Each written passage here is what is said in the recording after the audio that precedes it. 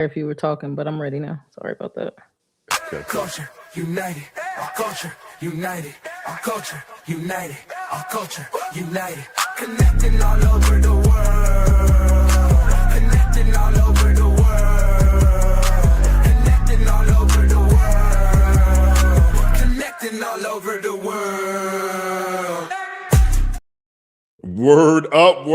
You're tuned in live. A brand new episode of Culture United. Culture United Wednesdays, every Wednesday at 5 p.m. PST. Hashtag CU Wednesdays. Thank you all for being here. 9-second applause to you all.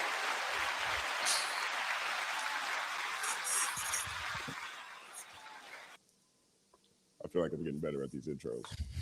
You know, when you start doing something monthly and you start doing it weekly, you got to get into a new rhythm. And that includes your intro. But I like hashtag CU Wednesday, letter C, letter U Wednesdays, because that's when you get to see us with a brand new conversation. Thank you again for being here and joining us this week. I'm super excited about this panel.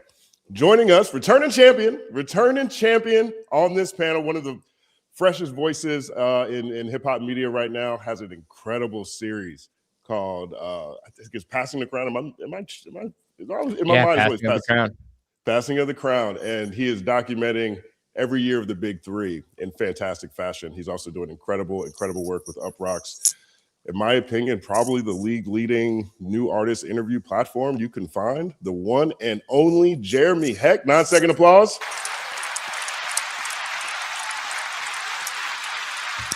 Thank you. I'm excited to be back. I'm excited to spread some J. Cole love today, hopefully. Only positive things on my end towards Cole. Word up, man. It's a good week for Cole. We're definitely going to talk about J. Cole final thoughts here in this conversation here today. But thank you for being with us this week, Jeremy. Also joining us again. This is probably your second time. I think it's your second time on. One of my oldest friends in rap media and hip hop media. And so in the beginning, when I was venturing out, trying to figure out how to write about a product people don't buy, there were very few people who, in my view, had made an impact journalistically in the space who are willing to share their knowledge with me. And one of those very few people was this gentleman on our platform today. He's done incredible work with The Source. He's done incredible work as an artist himself. He's done incredible work with Busta Rhymes. You're going to hear incredible takes today. The one and only Mek Rashad. 9-second applause. You are definitely getting better with these intros. They were nowhere near like this when we first got started. I knew instantly you were talking about when we said oldest. I'm like, okay, yep, it's my turn. All right, I'm ready. I'm ready to go. Shout out to J. Cole. We here. Word up. That's part of the intro too. You know what I mean? I don't go through the order of introductions prior to. So a lot of people are just sitting like, oh, is that me? No, oh shit. Yeah. Okay. Yeah. Oh, that's me. Okay, let me get ready.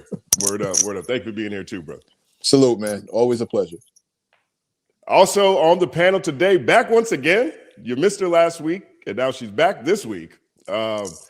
This is, in my mind, just one of the most brilliant minds when it comes to media strategy, when it comes to how to position an artist, and when it comes to all things culture. And now she's taking philosophy classes, so I'm picking up all these philosophy tidbits every time we have a conversation. Big fan of her insight, and I'm thankful that she is here, part of this show, the one and only El Janelle. 9-second applause.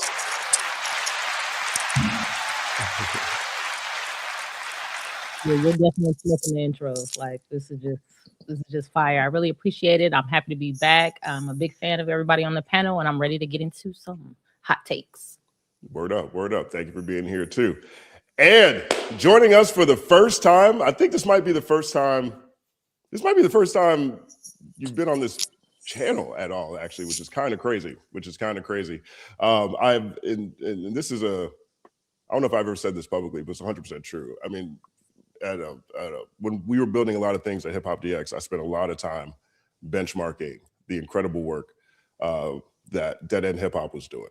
And it was a very unique time in hip hop YouTube, right? Because at that point in time, it was really just Fantano, academics, what we were doing at Hip Hop DX, and Dead End Hip Hop. And the legacy that Dead End Hip Hop has created over the decade plus time is unmatched, even as they've evolved with their presentation, as they've evolved with their voices.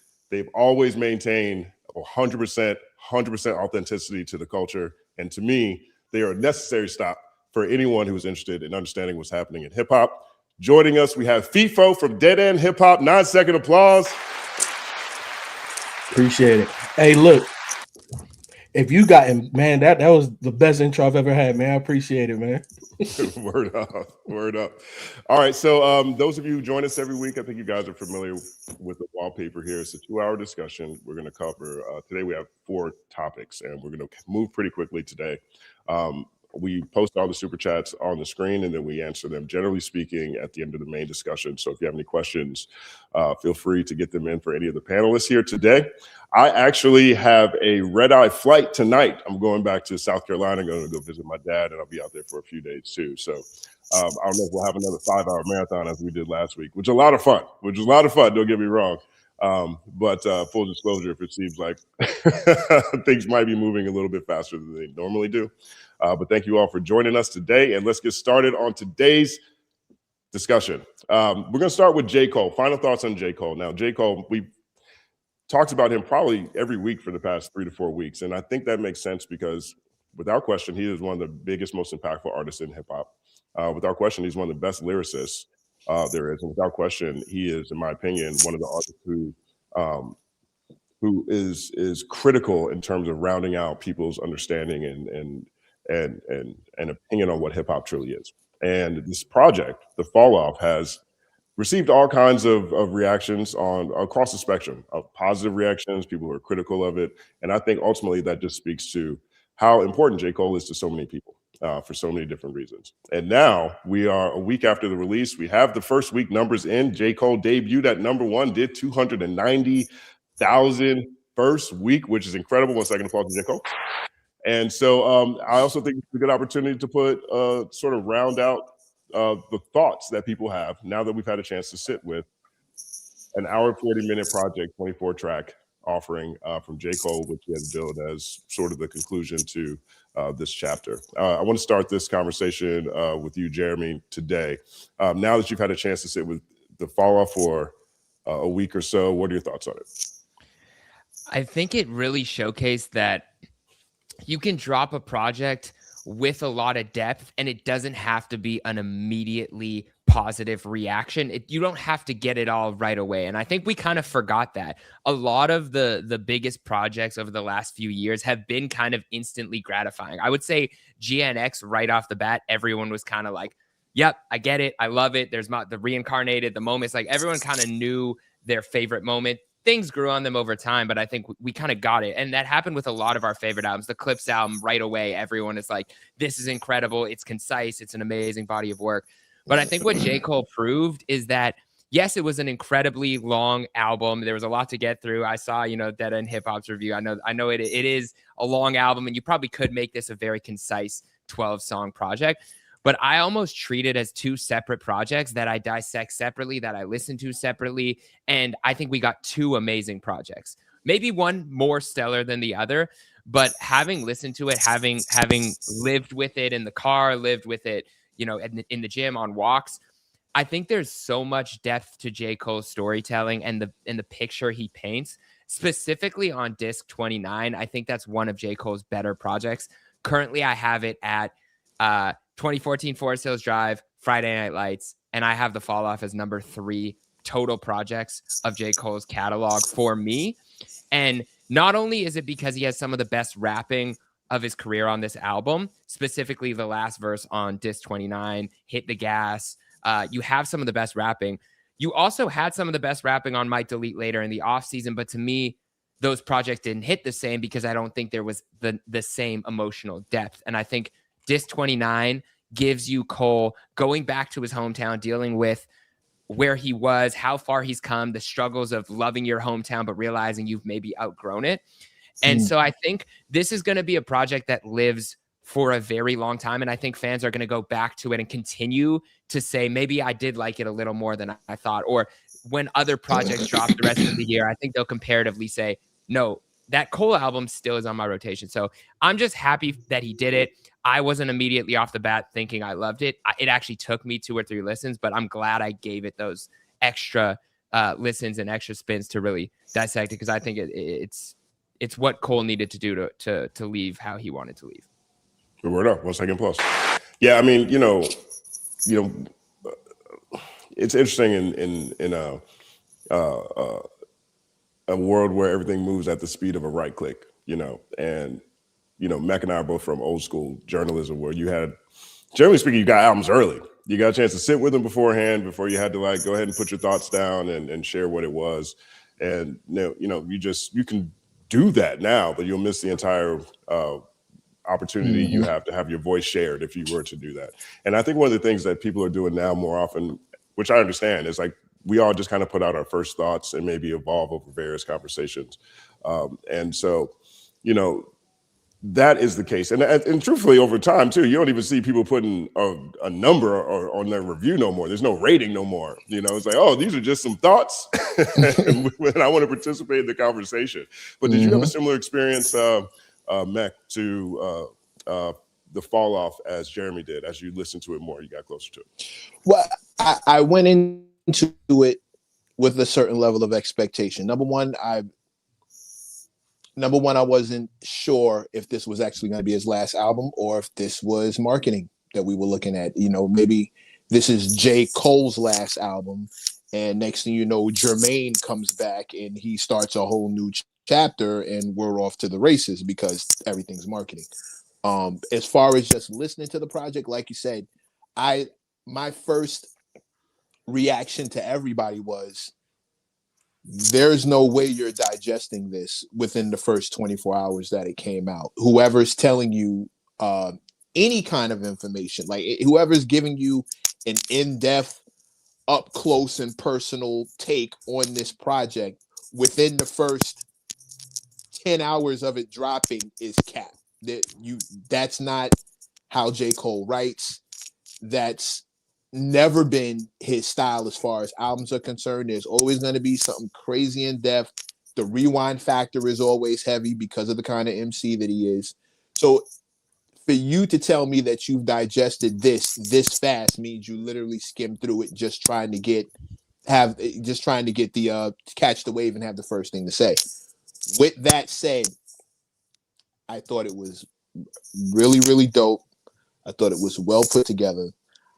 I am not a fan of long albums. I always feel like there's a place that you can cut something. There's always, when an album goes that far, I always feel like there's fat, especially at this point of your career. I know that there's the ability to say it more concise.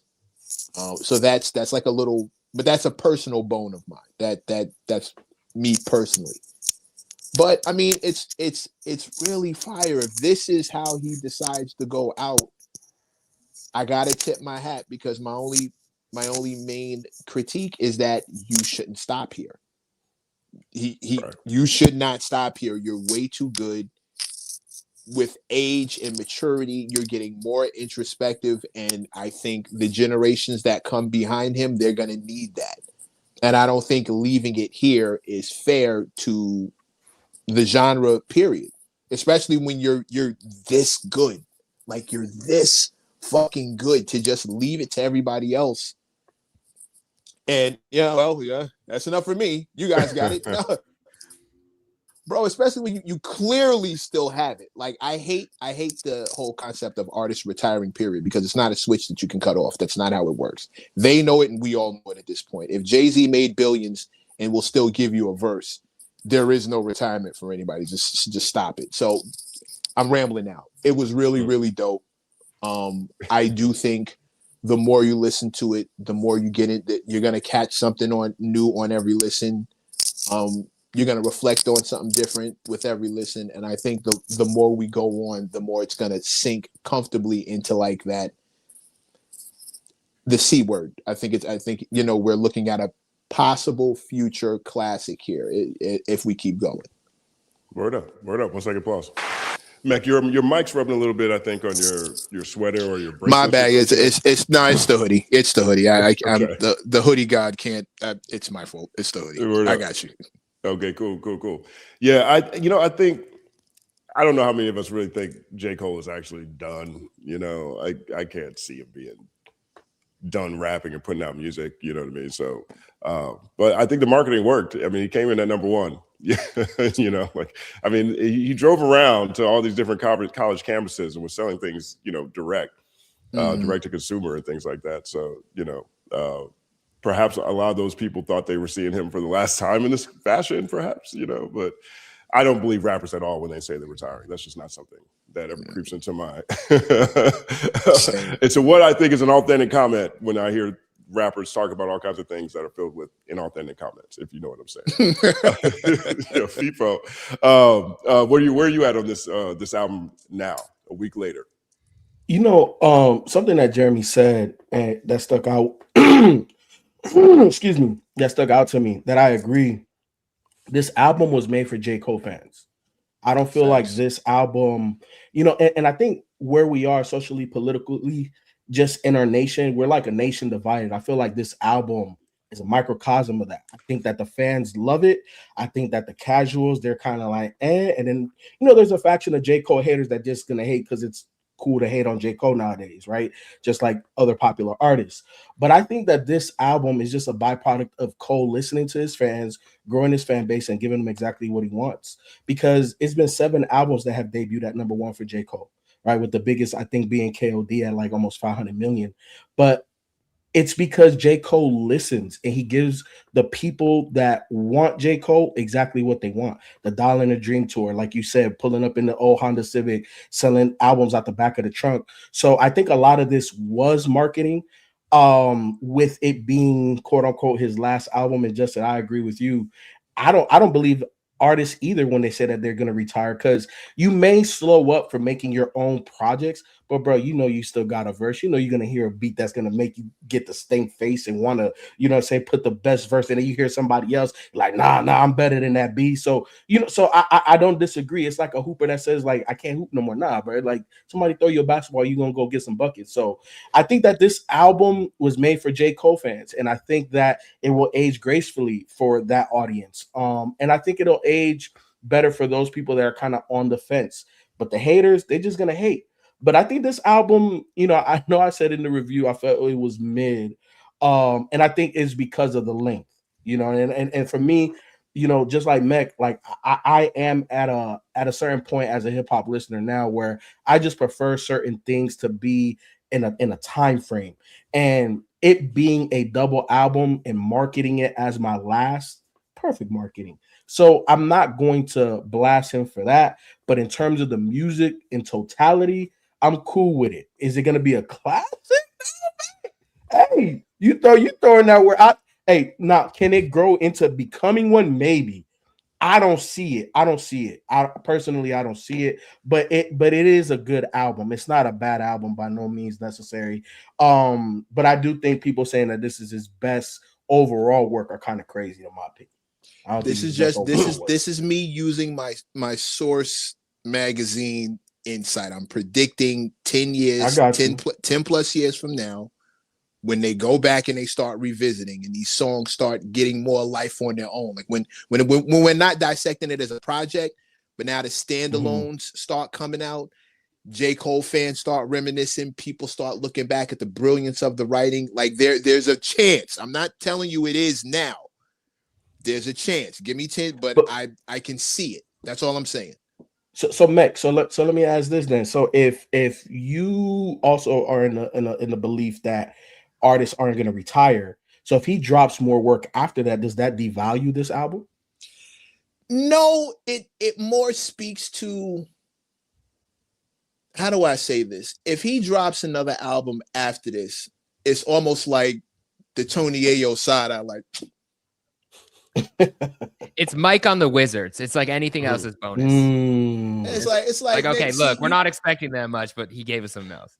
Give me 1 second right here, fellas. I want to get L's opinion in here. My fault. Hey, I don't even know if I can get to my opinion without my disagreements. Mike on the Wizards is crazy. J. Cole, I don't care if you retire or not. When you come out with another album, it better be just as good. You do not get a Wizards pass to just play around. Hell no. I'm excited about it. You know me, I'm on the marketing side, so I was really following the story. We talked about this a couple weeks ago. I wanted to see, could he really communicate what he was attempting to communicate about the fall off, getting to a certain height, not enjoying it, and are you able to retrieve your old life now that you've understood the value in that life again? And I think he is doing an incredible job at that. When it first came out, I was a little like, like I like the flips, but I feel like if this is supposed to be your magnum opus, I don't know that the flips should have been in your, you know what I mean? I didn't, so I was listening like, like I like it, but I was worried. But once he did the, hey, we're getting in the Civic and we're driving around to sell them, and then you start seeing the scenes from these different places and all of that, I'm like, oh, he's smoking the rollout, smoked it. And then he dropped a tour. So I'm really proud of J. Cole. I think he's definitely successfully telling the story of, I had all of that, I got to the top, and now I'm bringing it back to the Civic and truly enjoying that and making that almost like the new win. I think he's doing a fantastic job with that. A classic? No. I'm not going classic at all. I'm not going almost classic. I think KOD is his best project though, so maybe I'm biased. One second applause for that. Kill KOD, but really good project, super fun, and we having a hell of a run for hip hop. Like that classic sound of hip hop that we're getting. I'm super excited about it. So I'm proud of J. Cole. 290 is fucking insane. 290, and he beat Bad Bunny post Super Bowl bump and post Album of the Year award. I mean, 290 as a number on its own in any given week is nuts. It's what 5-6 times has happened in the past year with no you real know what I mean? single. It's like too. Say it again. With no real single. No single at all. And the charts revealed that it was like a Twitter drop, like. And the charts revealed that there's no hits at all. You know what I'm saying? So people really came out to show up and support J. Cole, this whole package that he put out. You know what I mean? There was no runaway song that sort of led the discussion. You know, 2-6 is debuted at number 16 on the charts this week. That's the first song. Yeah. The first song is always the song that, you know, overachieves. That's where everybody has to start. You know what I mean? So you're right. It is one. 290 is a big deal. And regardless of what week he dropped, there's probably only 4 or 5 people he could have dropped against and lost. You know what I mean? And that is celebratory on its own. You know what was interesting with the rollout to me? And I was thinking about this more by looking at Keem, because so are we done with artists actually needing to go to media to tell their stories? If we see 2 artists back-to-back weeks successfully tell their story on their own. Like, to me, I said I was of the mind that J. Cole needs to tell his story somewhere, that he needs to go talk about what happened. And that's part of my expectation going into the album. I wanted to hear his mindset during the battle. Like, I don't know that we're ever going to get that. But he did successfully at least give us his mindset of like, where I was when I made this album, where I was when I made this album, here's how to listen to it. And then he gave us extra context after it dropped on Reddit and in these fan-to-fan interactions. Then you have Baby Keem. He's not doing any media to my knowledge. I don't know that we'll even see an interview, but he is doing these documentaries and telling the story behind the project. So if we see the biggest artist in the world right now successfully kind of avoiding the media and still selling well, still telling the story, where does that leave the landscape to you guys when it comes to like the biggest artist in the world? I think we've been there for a long time. You know, I think social media has been a gift and a curse for media in a number of different ways, right? I mean, DX used to have a strategy called stand on the shoulder of giants, right? We knew that if we said something positive about somebody, artists would retweet it. They'd share it. They'd be like, hey, look, these people like us, you know? Now, that was a long time ago. Artists realized quickly that exchange works more emphatically for us than it does for them. And so, but most of the biggest artists in the world don't really talk now. You know what I mean? Like, or they select the people they like to talk to or the outlets that they want to talk to. But I just think that this is more of a signal that Keem has leveled up and expectations have leveled up for him. You know what I mean? But keep in mind, you're being very specific. My bad, King. you're being very specific. The biggest artist in the world. There are a lot of things that the biggest artists in the world are going to be able to do that the average, everyday, on the come up artists are not able to do. Right? Telling their stories. J. Cole. How many albums is this? Was brought into the business by Jay-Z on that. So you stood on that shoulder, the shoulders of that giant. And Baby Keem is Kendrick, like, again, a titan. So yeah, bro, the rules are different for them. For those two specific guys. And sure, Beyonce does it, but it's cheaper to do an interview with a notable, respectable outlet than it is to pump money into making your own documentary. Not everybody's going to be able to do one as opposed to the other. So there's still a very real need for media for the average Joe. But the biggest artists in the world, they've always been able to circumvent those processes. And I don't even think it's the biggest stars in the world. I think we can knock that down a notch. I think, are you an established artist with a real fan base that you can monetize? Because if that's the case, then I just got to feed you. It doesn't, and there's always all of these breakdowns of, if I get $100 from this amount of people, you can live life. And I think that that's what we're seeing, right? Like LaRussell is one of the biggest examples of that. Currency is another big example of that. And those guys aren't on the same level as J. Cole, Beyonce, or the biggest quote unquote artists in the world, but they can do what they can maneuver in a different way because, like Nipsey said in back in the day, like, do you have power? Can you make things move? And those artists can, maybe not on a grand scale, but they don't need social media posts to get their engagement with their fan base because they're already tapped in. Yeah, I definitely think you're right about certain artists could do that. I know a lot of people look at the juggernauts and think, let me just copy what they do. No, if you're an upcoming artist, mid-tier artist, do not get to thinking that you don't need media. But I also think we have to think about artist relationships with media, because this clickbaity kind of style of media where people kind of want to say outrageous things in order to stabilize their platform, I think it almost turns artists off in a way where it's like, why go out and do that so it could be clipped up and used against me, actually being more negative to my brand. So I do think certain people, especially if they're in polarizing positions, they're like, let me handle my own storytelling versus sharing with other people. But I don't think it speaks to like a devaluing of media necessarily. Nah, I don't think so. I mean, I think the other thing too to remember is that now everybody is media. Legitimately, we are all media. Like, if I tell artists all the time that one of the best things they can do is do news on themselves. Like, you drop a song, drop another video explaining what you meant by that song. Go to Genius and put your lyrics up there and annotate them. You know what I mean? Like, do news on yourself. And so, artists understand that too. I think I'm actually on the other side. I think there's probably too many people getting interviewed, to be honest. You know what I mean?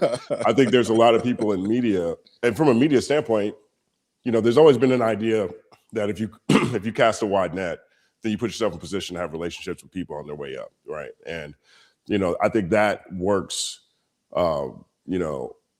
as well as it does. I think that's a great thing to do. Don't get me wrong, but I don't think that everybody should be sitting in front of I don't think everybody's ready to be out here talking in the news. I don't think everybody has something to say of validity, and I think a lot of times it leads to a troll posturing of conversations, hoping that ignites a viral moment that leads people to your song. I'm not sure how effective that could even be.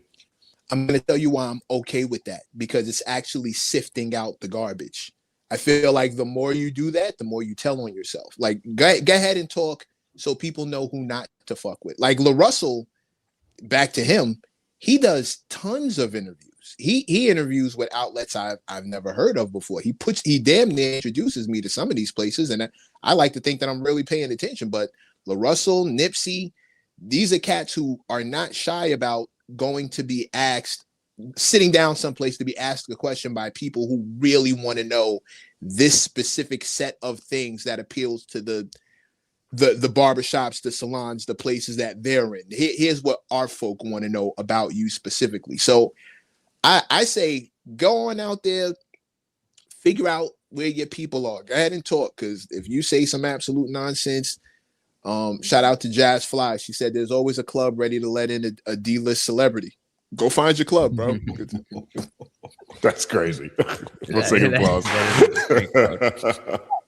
But I mean, to this point right here, the 77th has a good question. Open to the panel. It says, "Does media actually lead to music sales?"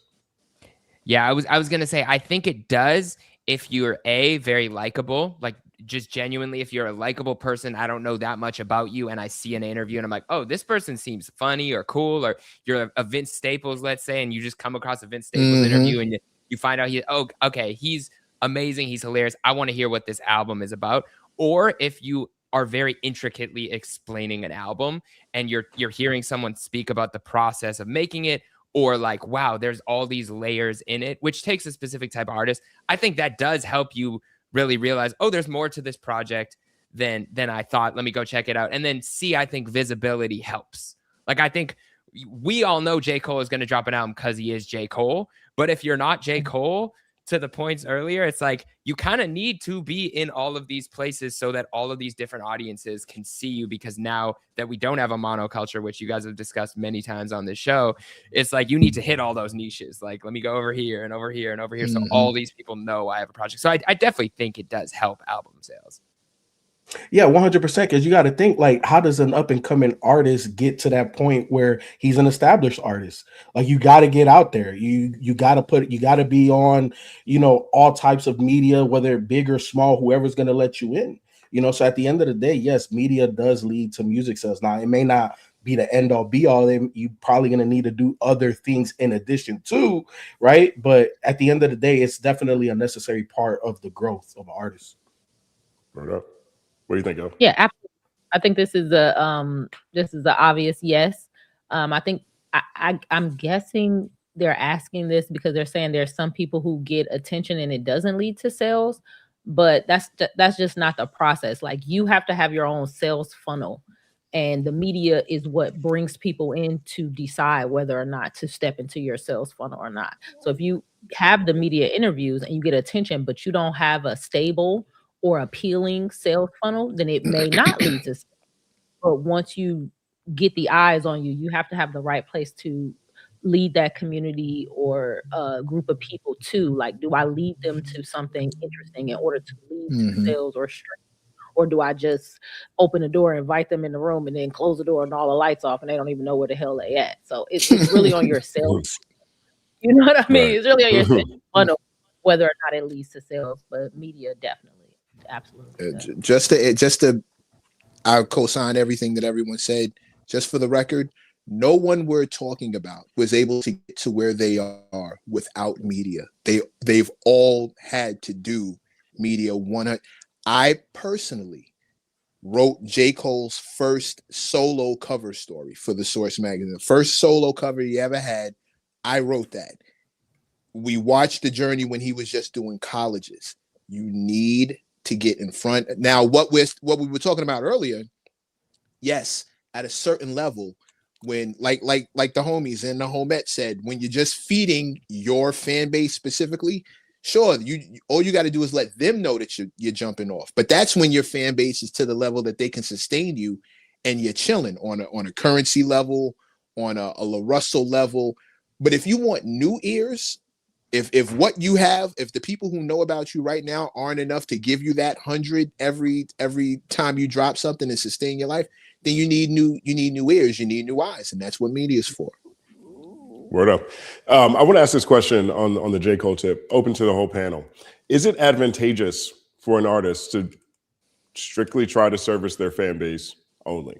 And I asked that with J. Cole in mind, of course. I mean, a number of people have told me that he was only trying to reach his own audience, and which is an interesting strategy considering how much he also, is how referential he is to other influences, how many different flows he's using from other artists. Like, I was listening, one of my favorite songs on there is Life Sentence, and he's like, yeah, this is my Mace flow. I was like, oh, I forgot, I didn't even realize there's a Mace flow in here. I'll add that to the list. He's got all of them in here. But then you have, he's got all of them in here. There's another one. Shit, they're all here. He calls them out. It's part of the thing. It's part of the fall off. Like a scavenger hunt for flow. Wait, say it again. I'm sorry, you cut out. It's like a scavenger hunt for other people's flows. Yeah. The Where's Waldo flow. Yeah. Flow. Look, I love albums with Easter eggs. That's one of them in here. You know what I mean? So, but targeting your own audience so specifically, right? Because again, you look at this album, it went #1, but from a singles standpoint, you know, there's 4 songs I think in the top 30, maybe there's 6 in the top 40, and then I think it gets really sporadic by the time you get to the second disc, right? And so, what a lot of times people are trying to do is make big songs. I don't think he was trying to do that here. This isn't shots or shade, but is it narrowing or marginalizing to only turn around and focus on your audience? Absolutely not. But also it depends on who you are. So if I say, hey, I only want to target the people at my school, and you go to one of those schools where it's only 10 people at your school, then yes, that could probably be a problem. But if you say, oh, I only want to target the people at my school and I have 100,000 people at my school, that may be a big enough group to sustain whatever it is your goal is.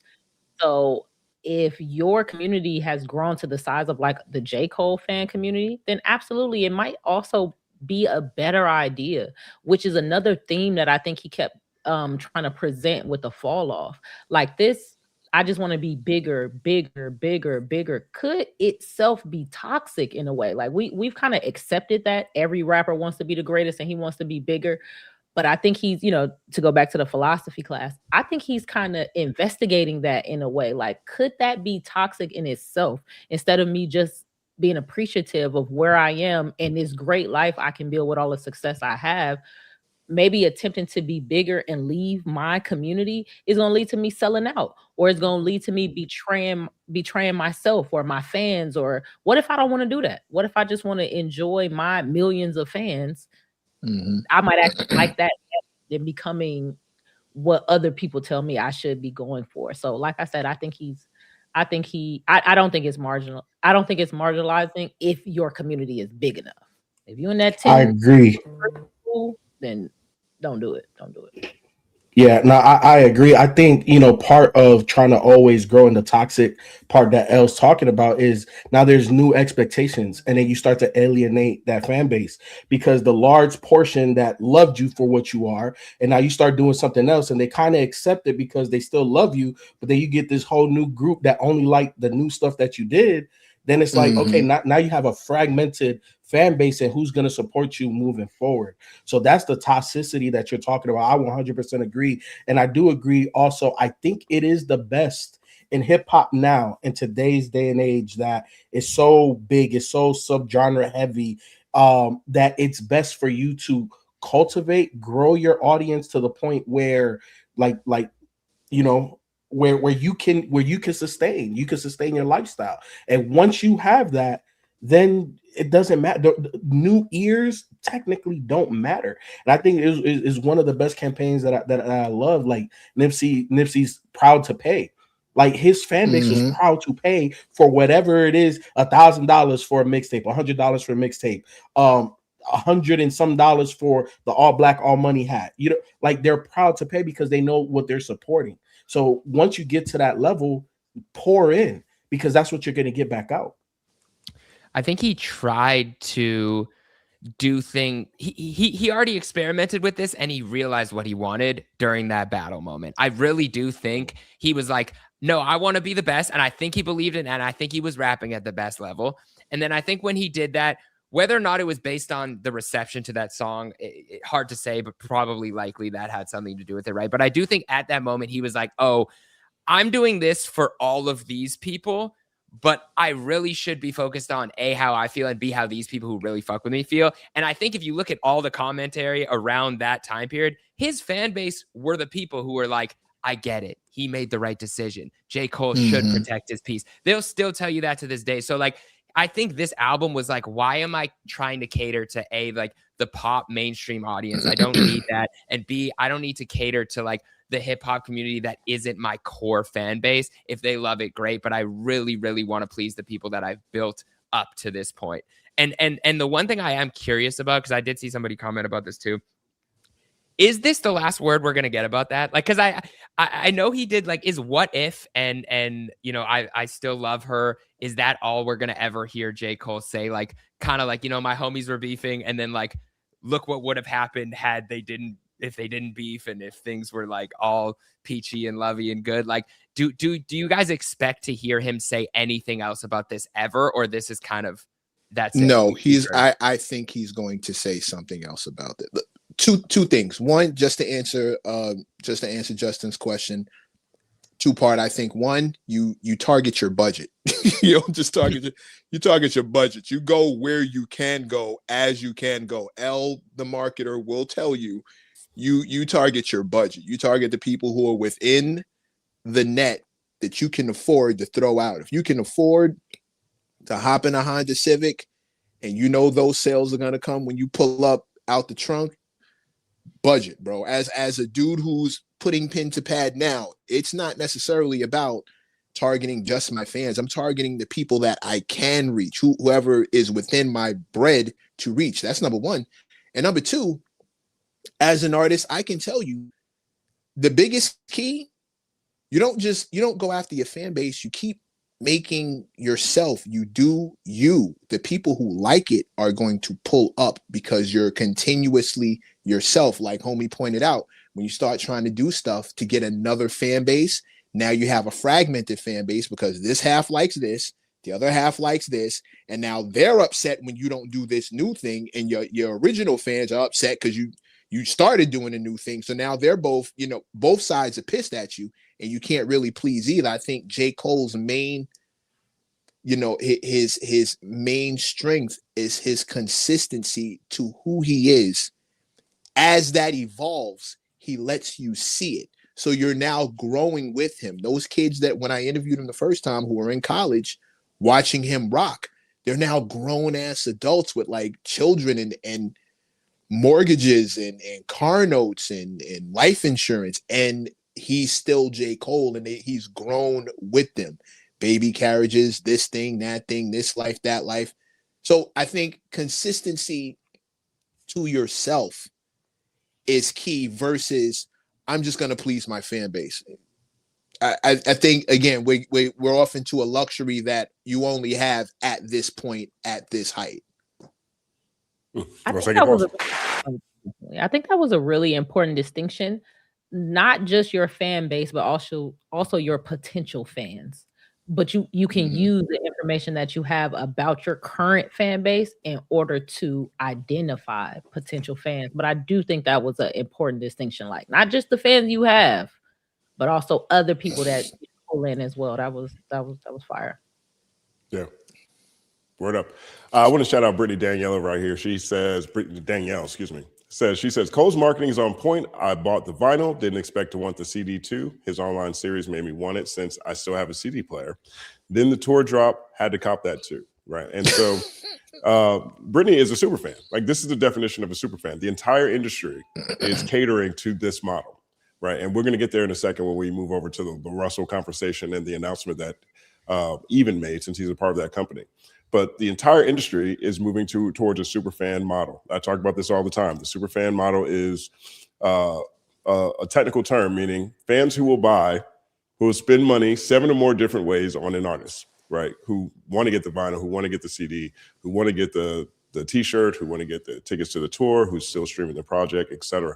And so this entire model, the industry is moving in that direction. And in that sense, Cole's timing with this is also, I think, on point with the industry zeitgeist too, right? Because he did stuff this album that he hasn't done. Like, he hasn't done a vinyl on release day in a minute. You know what I mean? Like, that was a big thing. You know what I mean? I was curious about whether the direct sales that he was doing were actually included in that 290 number. And so the experts I talked to, one of them is Brian Zook. Shout out to Brian, DJ Z, 1 second applause. He said maybe, right? It really depends on how they were calculated when they bought them in bulk from the label or the company in the beginning. But, that is another, just even going out there to do that is another super fan type touch point. And I think regardless of where people are on the music itself, this is a success. I don't know how people can look at this and be like, this isn't like just a great thing that Cole has done, you know, for hip hop in general, because I'm always excited when hip hop sitting at the top of the charts. But two, just in general for his fans. And I think, you know, from a hip hop context, you know, this is probably the genre that people debate the most, right? And hip hop itself, rap music in particular itself, lends itself to people having all kinds of opinions, barbershop conversations, debates at the lunch table, you know, all kinds of things like that. And I think that it's amazing that Cole was even able to put out a project that has garnered this much critical attention and conversation, regardless of whether people view that as positive or negative, because that's also a really difficult thing to do. A$AP Rocky's project evaporated. It's not on the charts. I don't hear nobody talking about it. I look at it as a great success, but he's also one of these artists from that era. You know what I mean? And, you know, so what Cole has also done that I think should be championed is create a piece of work that is worth having debates over, because that's not an easy thing to do. Yeah, you know, Jesse, you brought up A$AP Rocky. I the pushbacks and not being talked about in hip hop spaces for that amount of time, people just lost the luster for it. You know what I'm saying? So I give J. Cole a lot of credit being able to stay consistent and stay, you know, on these type of roundtable discussions where, you know, we have to talk about Cole, because even if he doesn't drop a project, he's going to drop a crazy feature. He's going to, you know, like he's going to produce like there's always something that you have to talk about when it comes to Cole. So, you know, I think that was the difference with A$AP, but I agree that thing did evaporate. It came and went. A$AP, no pun intended. Word up. El, I saw that look in your face. What do you think? Nah, I'm not I'm not sure if I disagree all the way. I felt that, you know, that squint, you know, I'll get that squint. So I'm like, I don't know. So no, move on. I'm not gonna say it yet. I gotta think about it more. Yeah, word up. Well, let me know what you think about that. I want to ask this one last question on Cole, and I do want to move on to the next topic here. Let's see what else we got. But this one I thought was really this one I think is a question a lot of people have had. This is from Shy Nose. Shout out to Shy Nose. She says, "What if should Cole have included that song?"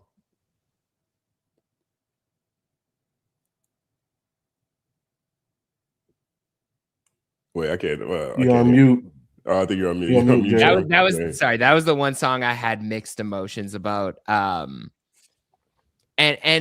going into the project, when he said like 39 was where he was at that time in his life, I wasn't 100% expecting him to give us some clarity, but I thought maybe towards the end he would give us a moment. Like I was expecting a Let Nas Down type song where he goes through why he was feeling what he was feeling, like maybe an I let hip hop down moment, whatever, like just him explaining why he decided to do what he did in more depth. Because to me, Port Antonio didn't do it, and I think that actually made things worse. So I was expecting something. I was not expecting him to rap as Tupac and Biggie. That was not. And I think, Justin, maybe you pointed this out too, where it's like it's so reminiscent of Tailor-Made Freestyle and of Reincarnated that it's hard to isolatedly look at that song as just a song without looking at the landscape. So to me, it's like it goes either way. What I will say is I think he executed it well. Like I think rapping wise, from both perspectives, I think he used their flows, he used their ad libs, he paid a lot of attention to detail, and it was an interesting creative writing exercise. But again, I don't think that can be his last word. I think whether it's with Cameron or somebody else, or on a song down the road, or 5 years from now, he does an inevitable podcast with Ebe and they talk about it. Like, to me, that is the one open loop that, to me, as a Cole fan, I still feel like I would love to hear. And this, to me, didn't do it. I'm not mad at him including this as the project. I would be mad if he was like, no, I already told you how I feel about it. Look, we could have all had peace. Like, that I don't love. I think it should be included so that he can work his way through whatever process he needs to go through in order for us to get the real story. Did I enjoy it? No. sensitive about Pac. Very sensitive about Pac. There are some people that I think come from the tree of Pac. They can have at it. If you do not come from a tree of Pac, I feel like leave Pac alone. But I'm sensitive about Pac. So as soon as I start hearing that, I don't want to hear it. But if this is how he really feels and he feels like this was appropriate to him, I want him to work his way through it so that we can get down to the real story. I don't think this is sufficient, but maybe it's essential to us getting to like where we need to get to. This is the first therapy appointment. This is the first therapy appointment. I feel like there's been a few therapy appointments. We're still working it out for him to get comfortable to tell us what's really going on. We're still in a little bit of the denial phase here. And I'm okay with that because I'm patient and I want to know the truth, Cole. I'll wait patiently, but that ain't it. Should have just been a bonus. I don't think it should have been attached to the project in the way that it was. Because I had similar thoughts. I was like really? Like this is, and then my other thing was this, right? And I think it probably would have been even more polarizing, but if you're gonna do it, then just go all the way. Like Drake already did it, bro. Just go just AI, the voice, just go all the way if you're gonna do it then. But yeah, I wasn't feeling that. And I feel you, L. Like if you do come from the Tupac tree, then have at it. But I don't feel like J. Cole comes from that tree. So, and also the intensity of both of those voices is very difficult to mimic, even on the Biggie side, right? These voices have an intensity, a gravity to them. It's not just the rhyme scheme. It's not just the flow. It's not just like, where you pause in your delivery. These are two of the most iconic voices, like just how it projects through a mic. Trying to mimic that is a distraction. That's where I come back to. I just think that song is a complete distraction and not in a good way, right? Because it makes me think about things I'm trying not to think about. Yeah, it's like kind of arrogant in a way. Like I remember, I think it was Shock G talking about the passion, like how Pac was like talking from his soul and his spirit. And it's like you could tell all his chakras was aligned or whatever the hell he was doing to bring out that sort of passion. And to think that you can it was like going to a high school play about Pac. And it's like, please get this 8th grader off the stage. This is killing me, right?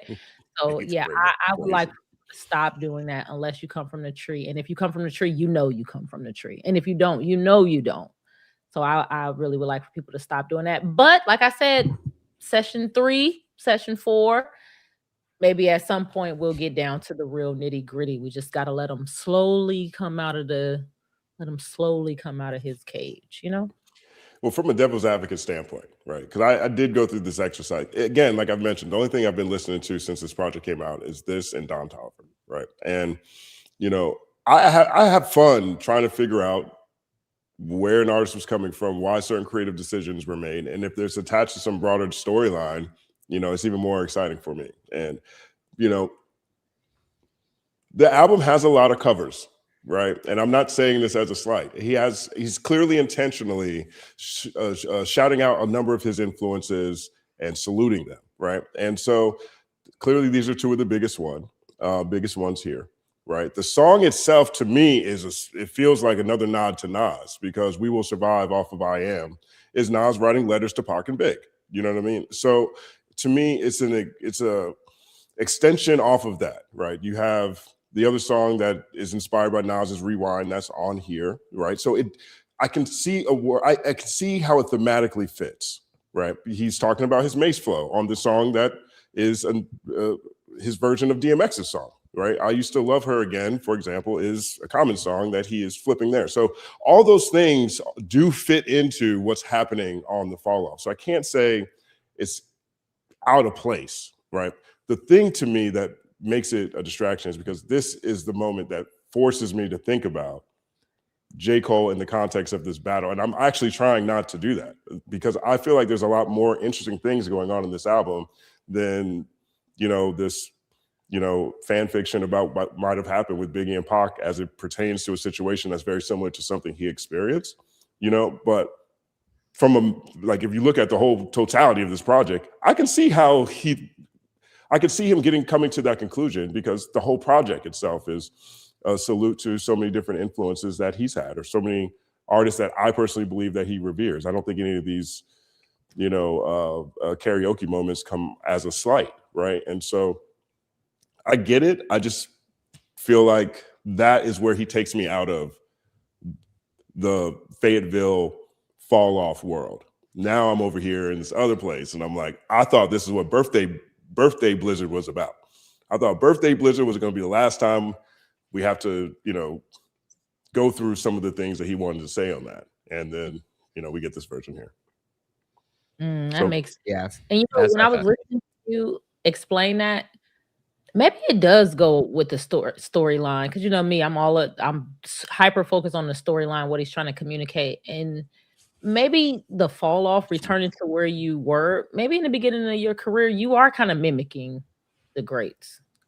So maybe I can kind of use that idea to kind of make it match, because I really didn't like the mimicking for such an important project. I liked it on its face, but for such an important project, I'm kind of like, I wish you would have gave us new things for the next generation to mimic you more so. But now that I think about it, maybe it does kind of match the fall off story, because it's like I'm right back to where I was when I was. It's funny because I just said he was arrogant, and I'm going to say he's humble. When I was more humble and I was looking up to the Commons and Mace and all of that, and kind of mimicking, playing with their styles to discover my own. So just listening to you say that, I'm like, well, maybe I'm being too hard on, what he tried to communicate, But how did it make you feel though? Right? Like how did it make you feel? Like everybody has mixed emotions on that. So yeah, thematically, Justin, I think you're right. Like, yeah, it fits what he was trying to do, but it didn't make us feel the same way throughout the project. So for that reason, bonus, just move it off. Because yeah, it fits in the cold world, right, of what he was influenced by. And to me, that's one aspect of this album that I really love. It's like it's an ode to hip hop. It's an ode to all of these things that made J. Cole who he was. But that song is just a bit off-putting. So it doesn't feel right. I mean, like if he made this album for his fans, he's not necessarily concerned what you and I might think. Any of his peers might think. Right. People who might be. And we're back. You know what I'm saying? If he's making this album for his fans, none of that matters, right? And that's where my initial question comes from. Like, is there a narrowing of the opportunity for the album to connect if you only pay attention to one particular market? I've come to grips with the fact that Cole didn't care what I think. You know what I mean? Fine, you don't care. I'm still gonna tell you what I think. You know what I'm saying? But it wasn't designed for me. That's fine. I do kind of like the humbling of the critics as well. I find that to be interesting because, with this social media, everybody think they little tweet, what is this? Niggas is goofy. This is corny. I do think in some ways those people are starting to get, I said those people like I'm not one of them. Those people is starting to get kind of big for their britches where they feel like, oh, I don't like this. Like, what if we don't care that you don't like that? So I think there's also a humbling for the commenters and the critics or whatever, because it's like, yeah, you didn't like it. You felt like he was copying. You felt like he couldn't come back after he apologized, and then he just went and dunked on everybody here with 290. So I wonder, do those people feel a little bit of like, oh, I guess it's not that important whether I like it or not. That's interesting too. What do you think about that, Mac? I see your eyes. The people who don't like him because he backed out of the battle are never going to. Well, separate that though. Like, take away from people who backed out of the battle, because there's another gap of people who there's a lot of people, like, I would assume most of us on this panel, who have moved past just the battle itself and are interested in hearing a compelling piece of art. Okay, yes, that's true. Here's where I think it all ties in. Remember the young lady who came up here and said that she got the CD, she got the vinyl, and she got the album ticket? Okay, that's a typical 90s fan. If you came off the porch when I did, which was, Nas, Wu, Biggie, if that was your, thing, that's a typical 90s fan. which makes perfect sense because J. Cole makes a lot of music that would appeal to people who really dig 90s style hip hop. Introspective, innovative, hard beats, bars for days. That's the 90s blueprint. By that metric, those same people with that set of sensibilities in their head are not here for a guy who's telling you he's swinging Excalibur all day, and then when it's time to finally use it, he puts it down and goes home. Right? Compelling piece of art. Those folks, his solid fan, like his solid fans, of course they're with it. I'm with it, but I represent both of those places. I also understand that as a guy who was looking forward to seeing my favorite guy finally go for it, to watch him back away, there are going to be a sect of people who are in that first crowd, loved every piece of art, were completely with it, but they're never going to figure. There's an asterisk now. For a lot of people, there's an asterisk. And I can't tell those people not to have that asterisk because I know the cloth that they're cut from. And this is it. It's fundamental to who they are and what they think. But do you think like things have changed? Like before, I felt like the community, like the community opinion about you used to matter a lot. Did you see somewhat of a humbling on the community critics, where it's like people had all of these complaints about J. Cole, and it kind of seems like it didn't matter really. Those were his fans. His fans were louder than a lot of the critique, and his numbers showed improved. But those same folks haven't gone away. Now it's turned into, I mean, yeah, he's dope. Nah, he's dope. Don't get me wrong, he's dope. Nah, J. Cole is dope. Definitely he still should have turned away from that battle. Like he said, I don't give a fuck. Nah, he nigga's dope, but he definitely shouldn't have turned away from that battle. Nah, he's still on that. It's still that BS, but you're just gonna hear a lot of that. It's definitely turning. 2.6, 2.7, 2.8. It was a whole lot of humbug. The last 2-3 days. Whoo, it's been a whole lot of. I wonder how much is the tickets for that tour? When is it coming to my city? And I just go ahead. I think the people who are saying that we're never going to leave them. Well, they were never affected by him backing out of the battle. They were loud because they brought. I hate saying it like this because it makes it sound like I'm not with him, but they brought the apology. They understood him as a person. They connected with him, and they get it. So they're not holding that against him. Like those people who are talking like that, I'm going to the tour, I'm getting the CD, I got this. They were never swayed in the first place. So, they just got louder now that he's successful. Yeah, I mean, I think, and also again, I think it's good for us to remember the marketplace that we're in, because people consistently give an evolving opinion or cycle of takes when it comes to big new music that dropped. Like it's not uncommon for people to be like, oh yeah, this is the joint, this is the one right here, this is the one right here, and then a week later, then they're like, actually, this is the other song now. You know what I mean? Because that's just how we consume music. I think Cole's fans have always been very loud around this. I think there was a sector of fans who, were disappointed at a lot of the singing. It seemed like on that project. I'm personally a fan of hip hop in general and compelling storylines, and I've always been a fan of J. Cole. Truthfully, it's funny. People say I'm biased against J. Cole. If anything, I'm biased for J. Cole because he's from the Carolinas, right? That's where I'm from, so he is our guy.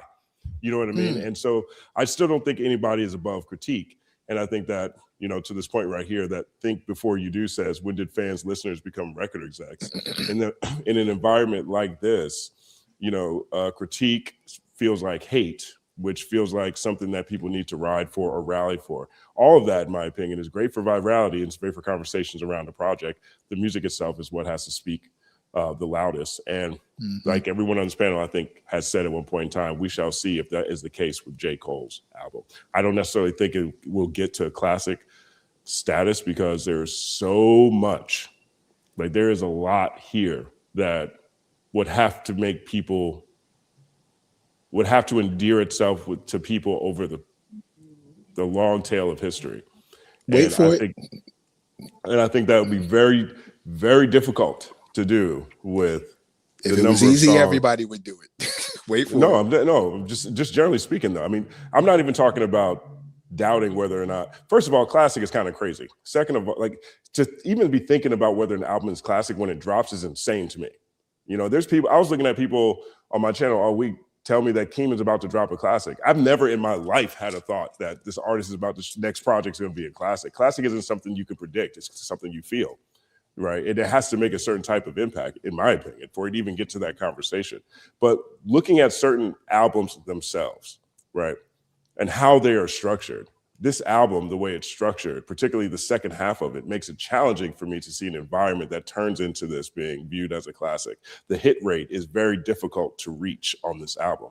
You know what I mean? Like, there might be some songs that really speak up and stand up, where there's people who look back and remember where they were, and they end up becoming big voices in media or online, and their conversation carries a lot of weight, and it makes people go back to it and revisit it. But, you know, there's a lot of mid-tier, if not below mid-tier singing that I think is going to be very difficult for people to get past when they start thinking about what this album is or isn't in the future. Now, we'll see. We'll see what it is, but anyone else have final words on Cole in this project?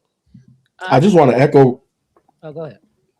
I just want to echo real quick what you said, Justin, because I think that is the truest thing that's been said all night.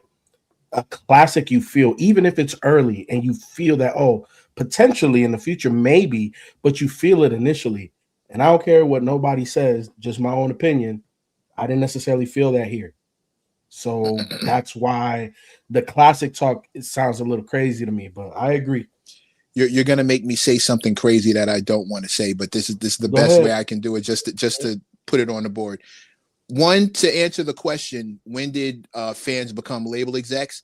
When artists started using their record sales to justify their albums and justify their popularity. That's when they turned fans into record execs, because numbers never counted before then, and now it suddenly became a thing.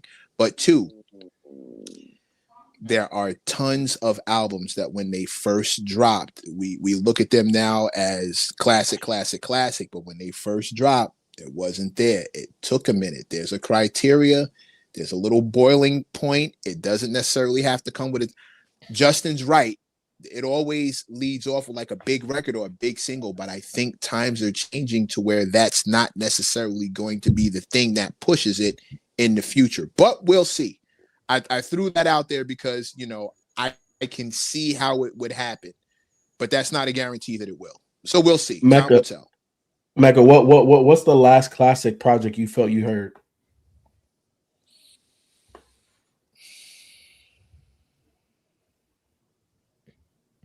That I felt it immediately. Yeah, that you felt it, and then, you know, more than half of the people you talk to about that project agree with you. When's the last time that happened? That's not how that works. I rarely get an album where more than half of the people that I speak to agree with me. That's rarely how that works. It's like one or two people can see the pathway to classic. Well, what's the last album you heard though, Mac? I'm curious about this. I'd love for everybody to answer this question too, because I think this also does a great job of framing for the audience, you know, where people are coming from where we're coming from when we're talking about what feels like a classic. Maybe Damn. Wow. Maybe Damn struck me that way. Maybe Damn struck me that way, where I thought he didn't miss on anything he did, like all the way through. I think maybe Damn hit me like that. The Clips was a close second, but I think if you're asking me, I think Damn was when I was like, oh wow, okay. And they said the last one. They said the last one. So you haven't heard an instant classic since Damn? I think you said Clips right there though. I mean, you said, the Clips. I don't think that there's no such thing as an instant classic. Whenever I come into this mindset, I'm back in my source cubicle and I'm thinking 10 years from now, and you got to try to map the pathway. Well, the source did that though. The source said Illmatic was a classic. Yeah, but the Source has named. I think the Blueprint. You guys give the Blueprint a classic over there. Mina had months to sit with that Nas album. She was able to talk to every producer, and Nas was like a golden child that nothing we had ever seen before. And it was the first super producer album ever made. Everybody he got these super producers in the room and made an album. It was totally different time. There was no social media when she did that. There's been at least 10 or 12 classics that came out after Illmatic, right? Blueprint was a classic. Lil Kim, Lil Kim got a classic out of the Source. I'm not sure if that one held up, but that's another example. She actually got two, and one of them really didn't hold up. So again, it's not an exact science. So is your answer damn, or are you saying that Clips falls short of what would be considered a classic if you have your Source brain up? I thought the Clips, the rollout was so crazy, it was easy to think that this could do it in a minute, but plus there was the reunion factor. There was like a lot of factors that added to the excitement. It was a dope album, but I think my safe bet is to probably stick with Damn. Okay, cool. I know that we're actually on the panel, but I wanted to add this. I got this from Trap. Shout out to Trap from ADHD. But we kind of separated. We realized that classics needed to be separated, and we ended up picking a generational classic, a regional classic, a sub overall classic. Because what we realized, people were using the word classic differently. And sometimes if you really narrow down what do people mean when they say classic, they're meaning different things.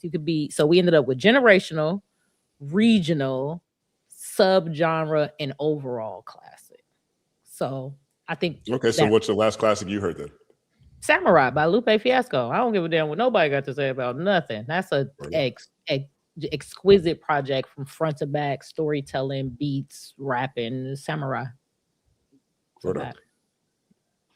I was going to say, I feel like to the point earlier of what does a classic feel like, Let God Sort 'Em Out felt like a classic. I still am of the mindset you need to usually give, 3 to 5 years. Some people give it 10 to like definitively say this stood the test of time.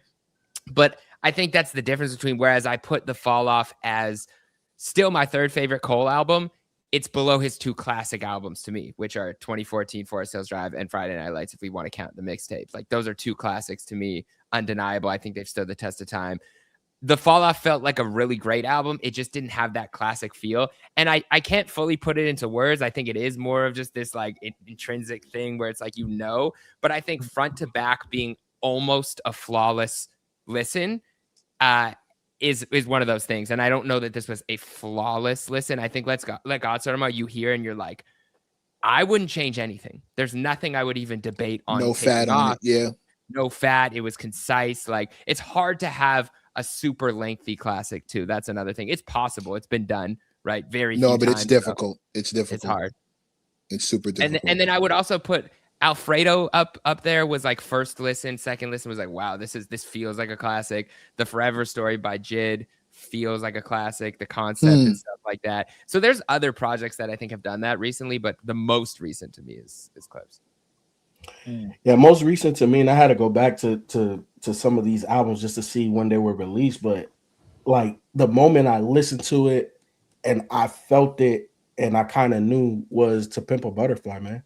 Like that album, from the moment I listened to it, I'm like, this is Good Kid, Mad City on steroids. You know what I'm saying? And even though in that review, I was like, I wasn't really messing with the jazz and the feel and the vibe of it, but it's undeniable. And that's the last time I felt something that undeniable to that degree, where I'm like, okay, you may call me crazy today, but 5, 6, 7, and To Pimp a Butterfly has lasted that test of time. You can't tell me you can't play. We're gonna be all right now, today in 2026 or in 2046, and we're not gonna feel a type of way about that record. Yeah, I mean, the last albums I felt that way about, Clips, 100%. I still feel that way about it. GNX, I think the conversation around GNX plus the hit rate on that project is going to carry conversations forward. Right? And when I'm describing what I'm describing, I'm not necessarily just describing how I feel about the music itself, but when I think of classic, there's a level of impact that comes along with that conversation, right? And I don't remember the last album in rap that had an impact the way GNX did. That to me is definitely going to be there. Forever Story, 100%. I made a whole video called Built Like a Classic. And it feels, to me, it's the best project Jid's made. It's one of the best projects I've heard this century or this decade. But when I heard that album at that point in time, it was a point in time where I had no idea what even a classic would sound like in the mid or the early 20s, right? Because a lot of times there's just really good music that's really great, but when you have become an experienced listener at something, or when you have institutional knowledge for a long time in something, you've had these feelings at different levels, you know, whether that's video games or an athlete, a basketball performance you're watching, you know what I mean? If it doesn't give you that same feeling, it's hard to really compare it or call it the same thing. And I think Forever Story feels like a classic when I listen to it, but in the landscape, you know, I couldn't really call it. But that's the last one that made me sort of feel in that direction. And those were the last 3 times that I've had a feeling like that. You know what I mean? Like there's some stuff that you can see that, oh, this is just going to be one of those things. You know what I'm saying? Like Whole Lotta Red is like that. You know, I'm like, oh, okay, this is something that's outside of me, but I am watching this and I can tell that in the future, this is a classic to a whole generation, right? You can watch a classic in motion a lot of times, even if you don't agree with the music. You know, because a lot of times a classic is just doing something totally different. Like if something drops and then now everybody feels like they got to do that thing, that is, generally speaking, prime position for where a lot of previous classics have lived. You know what I mean? Like when you look at other albums that people call classics, you also start seeing a lot of people sort of benchmark where those things are. But those are the last 3 albums that I personally felt, for one reason or another, that gave me that feeling. And then anything older than that, I would agree with. To Pimp a Butterfly is the only album I've ever given a perfect 5 in my life, in a rating, written down. Damn, to me, is Kendrick's actually best album. You know what I mean? In my opinion. It's my favorite. It's my favorite too. You know what I'm saying? Food and Liquor and The Cool to me, immediately, as soon as I heard those, I'm like, oh, that's classic. That's classic territory. Yeah. You know what I'm saying? The Blueprint. When the Blueprint dropped, I was like, Hov did it. He finally really did it. You know what I'm saying? Because I related to the Blueprint more than I related to Reasonable Doubt at that point in time. But when that hit, you know what I mean? It was just legitimately, pun intended, the takeover. You know what I'm saying? And so a lot of elements, whether we're talking about regional classics, whether we're talking about generational classics, whether we're talking about whatever levels of it, there are similarities in how people react to them. Regardless of how good they are, how tight they are, the reaction around those, whether it's on a generational level or on a regional level, is outsized compared to to whatever else is in the conversation. And so if looking at it like that, those are the last 3 albums that gave me that feeling. Clips and GNX were only ones that gave me that feeling on a macro level to that standpoint. Can we get a 1-second applause for the takeover bar?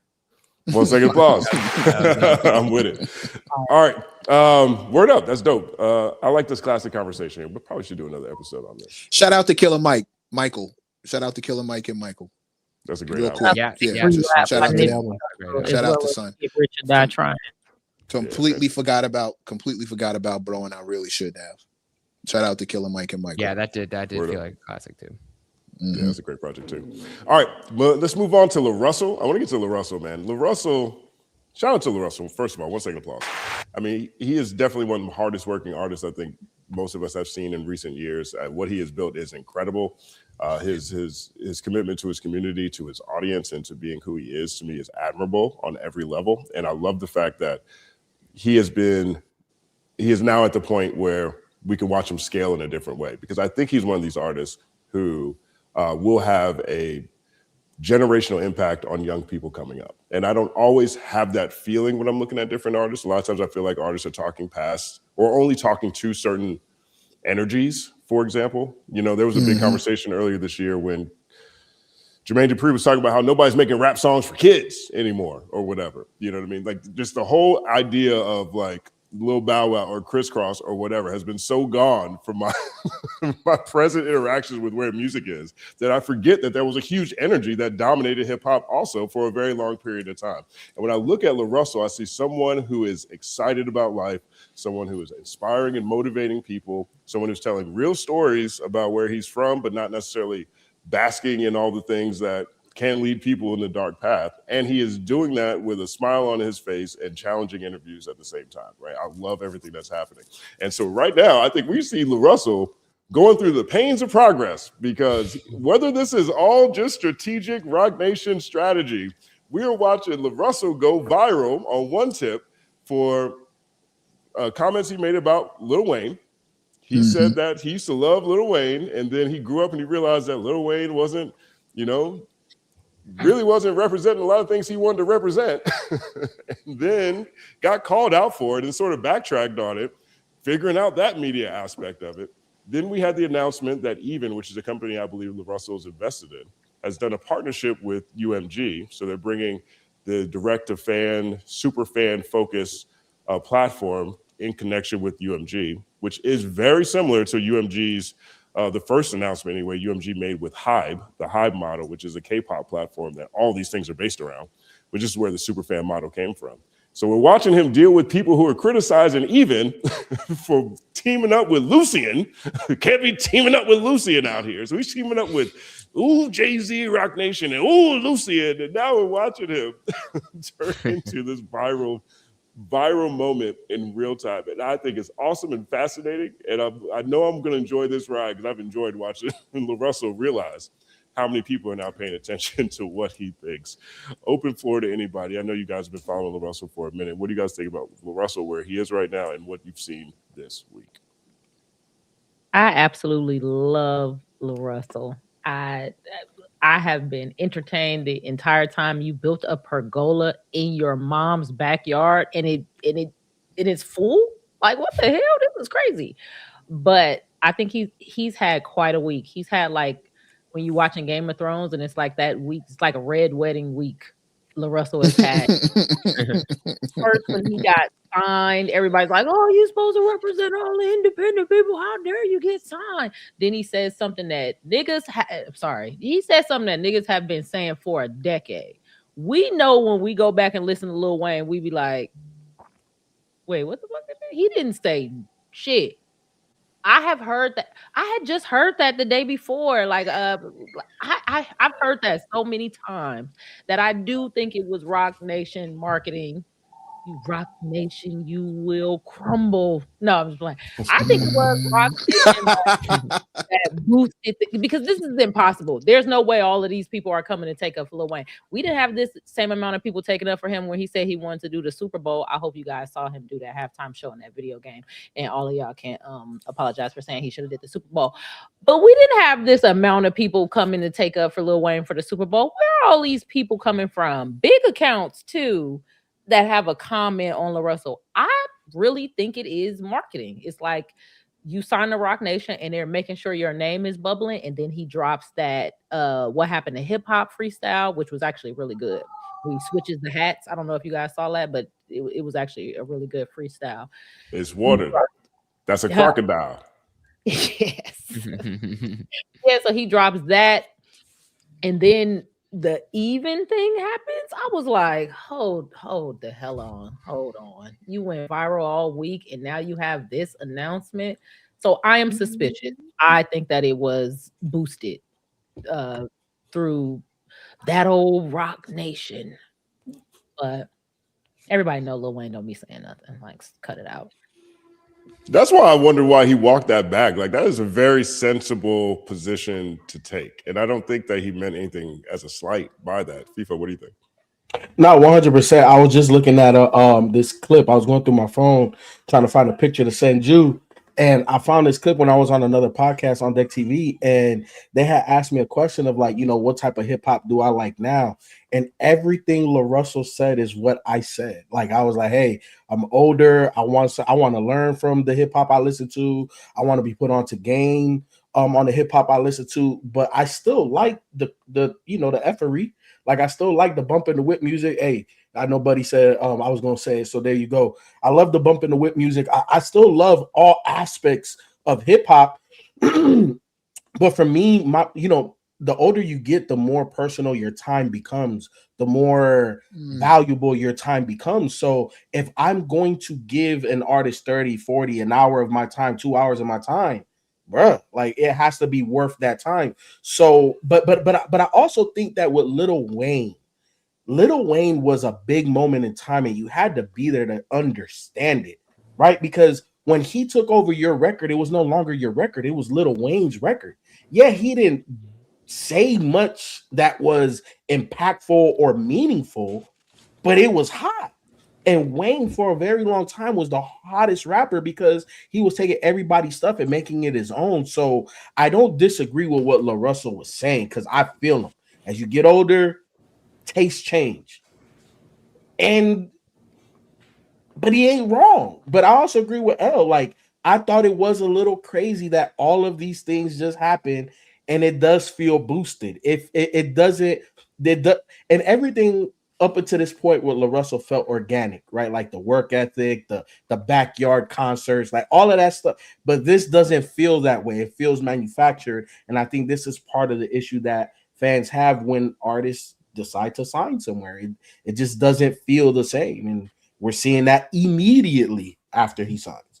But are you okay with that? I mean, I don't know if you want me to wait for everybody to give their opinion, but are you okay with now this feels more structured? Because I think he can still be organic inside the structure. And I could be being optimistic, but I feel like I don't want us to limit our possibly greats to the point where it's like, oh, I liked you better when you was in your backyard. Now that you at the Super Bowl, you a fake ass nigga now. Like, I don't know that I like that. So is it okay that he gets more structured, a little more manufactured, but we put an organic person in that environment? Or is it always automatically all bad once it starts to be too commercial? Well, I think that's the balance, right? Like, I think we've seen a couple of artists do that. I think, nobody feels that K-Dot is inorganic. I don't think anybody feels J. Cole is inorganic. So I think that there's a way to do it. I think Nipsey, at that moment, obviously RIP, but he was just signing, I believe, to Atlantic.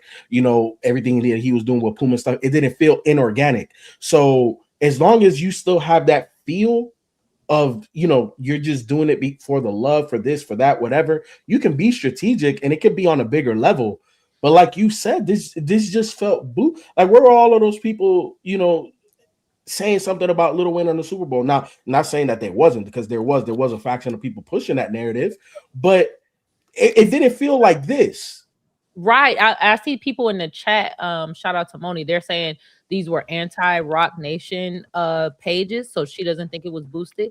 And I saw somebody say, actually, it probably was the other communities that hate Rock Nation being targeted on it. But I don't know. To me, I just feel like it's a lot of attention immediately after signing and immediately before such a large announcement. So to me, I'm suspicious of it. Just period. Well, I think too, it's like almost two separate conversations. So I want to separate, like, on the LaRussell end of this, I'm very happy for him. Like, I've seen him, I interviewed him in 2021, 2022 or something like that. Just to see his growth and even seeing him recently, like, he still has the same energy. He's very infectious with, like, lighting up a room. Like, that's him, he definitely cares.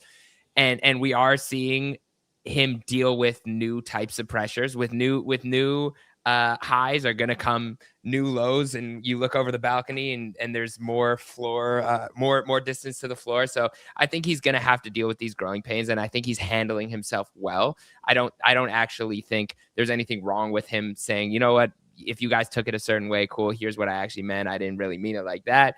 So I think he's handling it well, and I don't actually think we should ever limit anyone's ceiling, right? Like, I think we all want our favorites to, like, remain our favorites, but I think seeing our favorites go into new rooms and be themselves still is why everyone champions Kendrick so much, is because he's now on the biggest stage in the world and doing all these things and winning the Grammys and doing the Super Bowl, and he still goes to the Super Bowl and performs an unreleased snippet to start off that no one can stream anywhere and still hasn't dropped the song. It's like he's still doing things his way. I still want that song, by the way.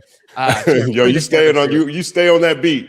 You are on the tiramisu beat. Free the tiramisu.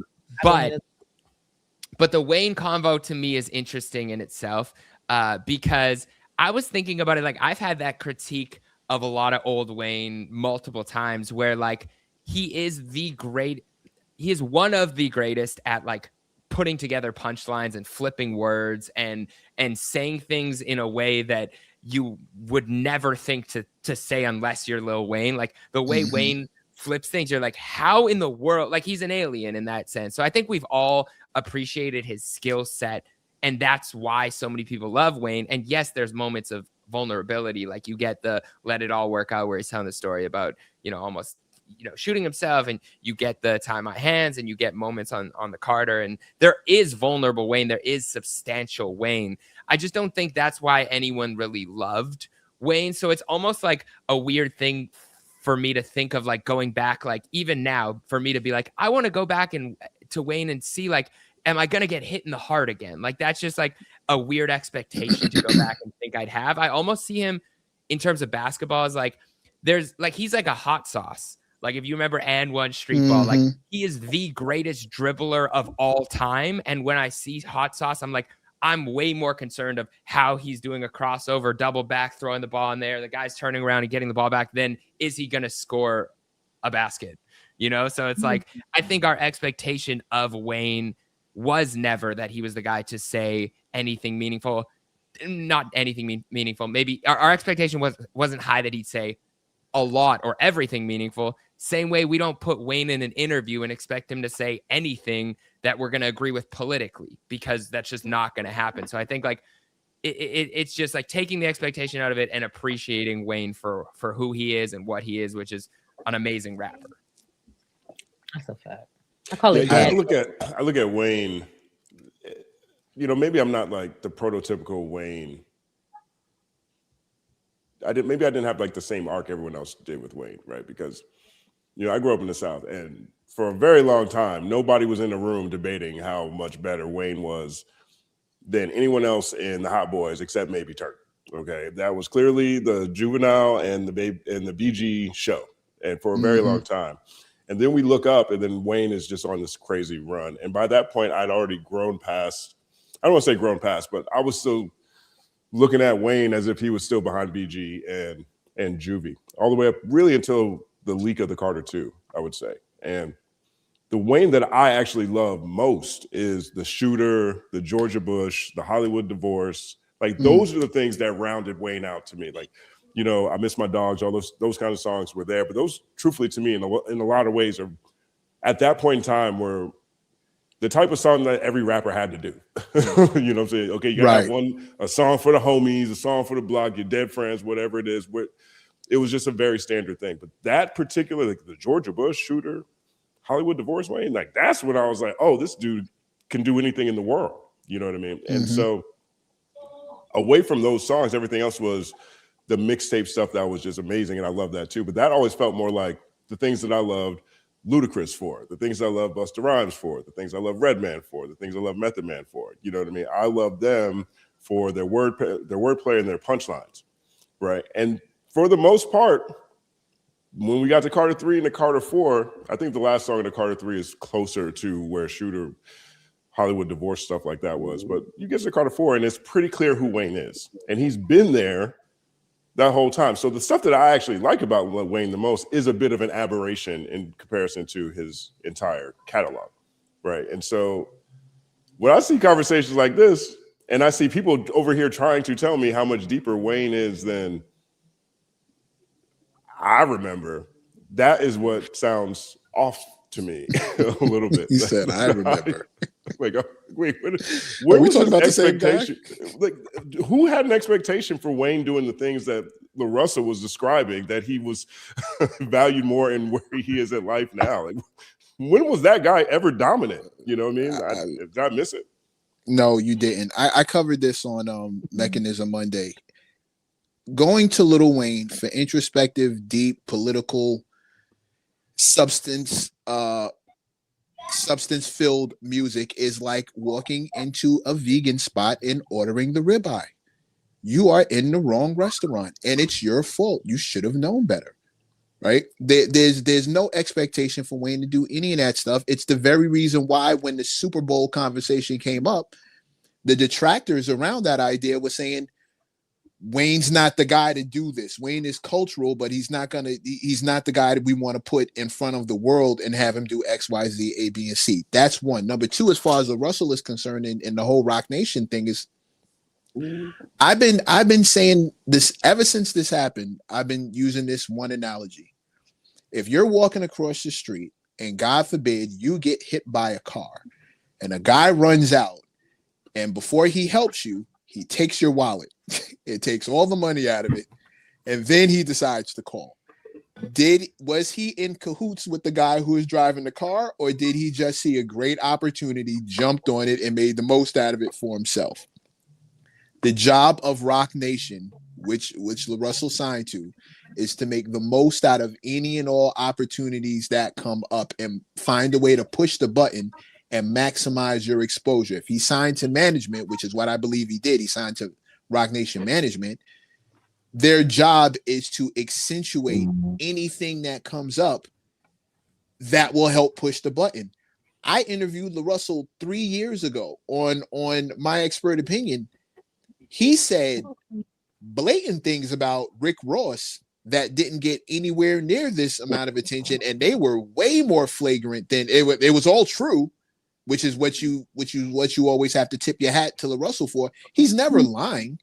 He didn't lie about Lil Wayne not having substance. He didn't lie about Rick Ross talking about putting Molly all in her drink and she ain't even know it. Took her home and enjoyed that. She ain't even know it. And how disgusted he was. Yeah, how he felt as far as like, yo, I really dug this guy and look what he's rapping about. He said the exact same thing about Lil Wayne in less flagrant terms. Just, yo, there's no substance. Everybody grows up, everybody matures, everybody wants to, you don't go to McDonald's your whole life. Eventually, you want to go to a better restaurant. You want to go to a different restaurant, better or what? You want to go to something different. That's what this is to me. And Rock Nation being in the picture, it's going to feel more manufactured because that's a team built to manufacture moments. That's what management does. That's their whole job. So if it feels manufactured, that's them doing their job. I would say to those of us who love LaRussell, just don't forget that his talent hasn't changed. His drive hasn't changed. His point of view hasn't changed. He's just surrounded by people whose job it is to push all of those things forward and make it as big as possible. That's it. More second pause. I think this comment right here is pretty apropos. I think maybe Jeremy, you made an allusion to this earlier. He said LaRussell has nothing to apologize for. This is from K-Way for real. Big shout out to K-Way for real. Yeah, shout out to you, K-Way. Yeah, 1 second pause, K-Way. K-Way says LaRussell has nothing to apologize for. Folk let Wayne skate by for so many years, even after the 60-minute interview where he ished on blackness and the 09 BET Awards performance where little girls were dancing to every girl. Wayne showed us who he is, and he's consistent. I mean, I think there's that. He's never tried to be anything else. That's all. Like, again, LaRussell didn't lie about anything he said. We've never gone to Wayne for substance unless we're talking about how to abuse one.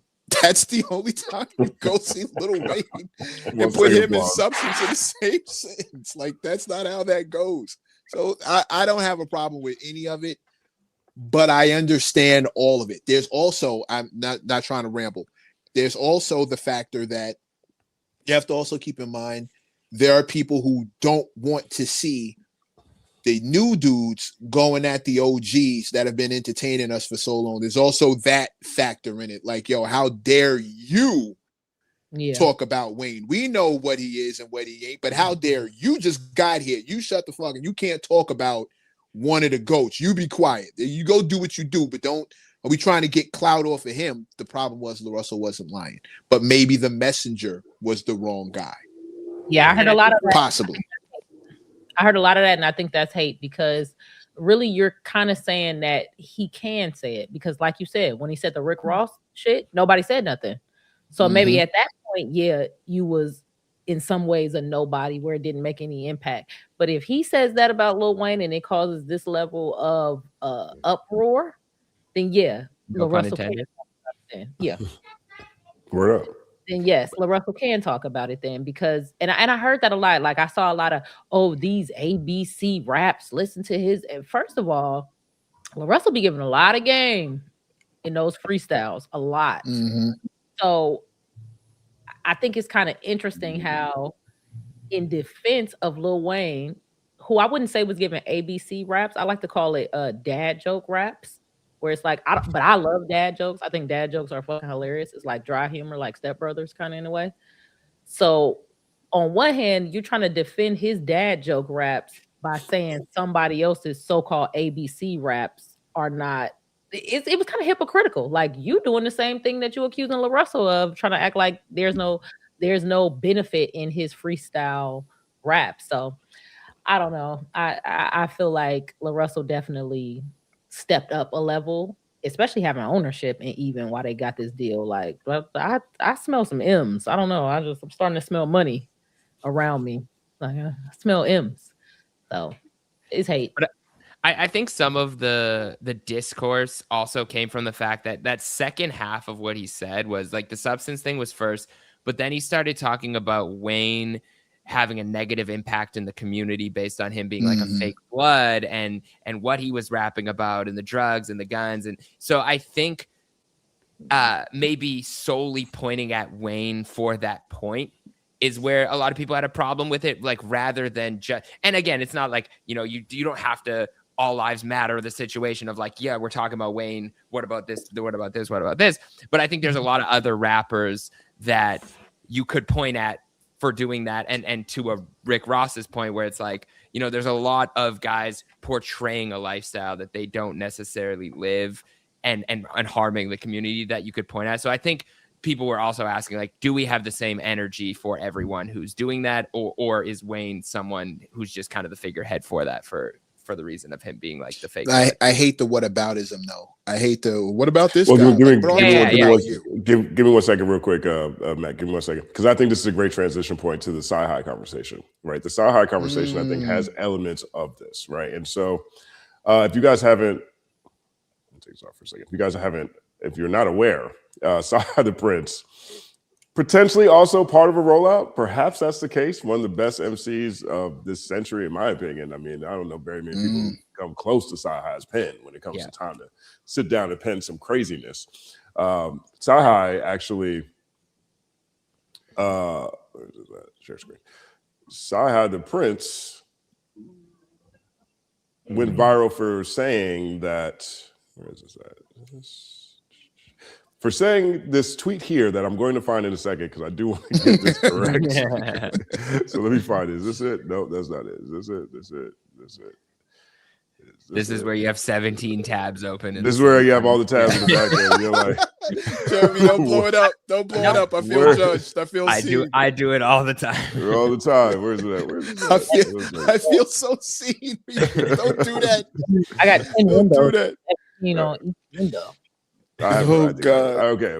I think I found it. I've almost found it. Okay, I didn't find it, but it's right here. You got me over here closing tabs, Jeremy. Like I'm You're like, never mind. There's so many tabs. Where is this at? Oh my gosh, where is this? I know I opened it up. I feel like the tab is running from him right now. It's like it really is. Yeah, you got. It really is. Trying to get out of there. It's one of my favorite tweets I've seen in a minute. Let me see. Now I have to go back to find the original. Here it is. Knew it. I had it the whole time. Guys, I had it. All right, so let me see. Can you guys see this? Like the theme to the Wiz. It was always right there. Share screen. Well done. Well done. Here it is. Got it right here. So CyHi says, I grew up in an era where your lyricists were from the streets. Now it's a bunch of straight A students who dropped out of college their sophomore year to be rappers. You can tell they don't have any life experience. They're just good with words, right? And that's what he tweeted. Now, this went very viral, as you can see here. 1.2 million views, 3.3 thousand thumbs up. Also, one of my favorite community notes I've ever seen. It says, CyHi has written verses for Kanye West, who famously has an album titled The College Dropout, about how he doesn't come from the streets and dropped out of college. Okay. So, I think when the AI is hating on you, when the AI comes to get you. I thought that was amazing. That was amazing to me, right? But that actually brings up an interesting, correlation to what I think you're talking about here, Jeremy, which is you have LaRussell over here blaming Wayne for the impact his music has had in the community that LaRussell's from. And here is, CyHi saying something, the inversion of that, right? He is saying that there's too many college dropouts. There's too many kids who are rapping, or too many people rapping who aren't actually from the streets, because the streets is where the real lyricists were from. And now we have all these people going to college and everything is suffering, right? And so to me, these are like two things. These are two sides of the same coin to a degree. Now, aside from the irony that CyHi, clearly made most of his money in his entire career from someone who he's describing as being a problem with hip hop inadvertently. With that aside, there is a discussion here that I think is pretty interesting. Are there too many people in college? Is there too much education in rap right now? Or are we too far away from the streets dictating the best lyricists being looked at as people who come from the streets? Open floor, anybody's reaction to this? I'm with it. It has been such a long time since I've had such a multifaceted hate for somebody's comment like this. It's like I hated it so many. It's like a prism of hate of this comment. Good Lord. It's really interesting. It's like it's almost a ball. It's so many faces on it, but it's hypocritical in so many ways. One, the college dropout shit is hilarious. Like it's like a self-owned. Like it's like he shot himself. But this idea that smart niggas, that smart, educated academics is opposite from the streets. I am so tired of this anti-intellectualism when it comes to the streets. There's this misconception that if you in the streets, I guess you're a fucking idiot.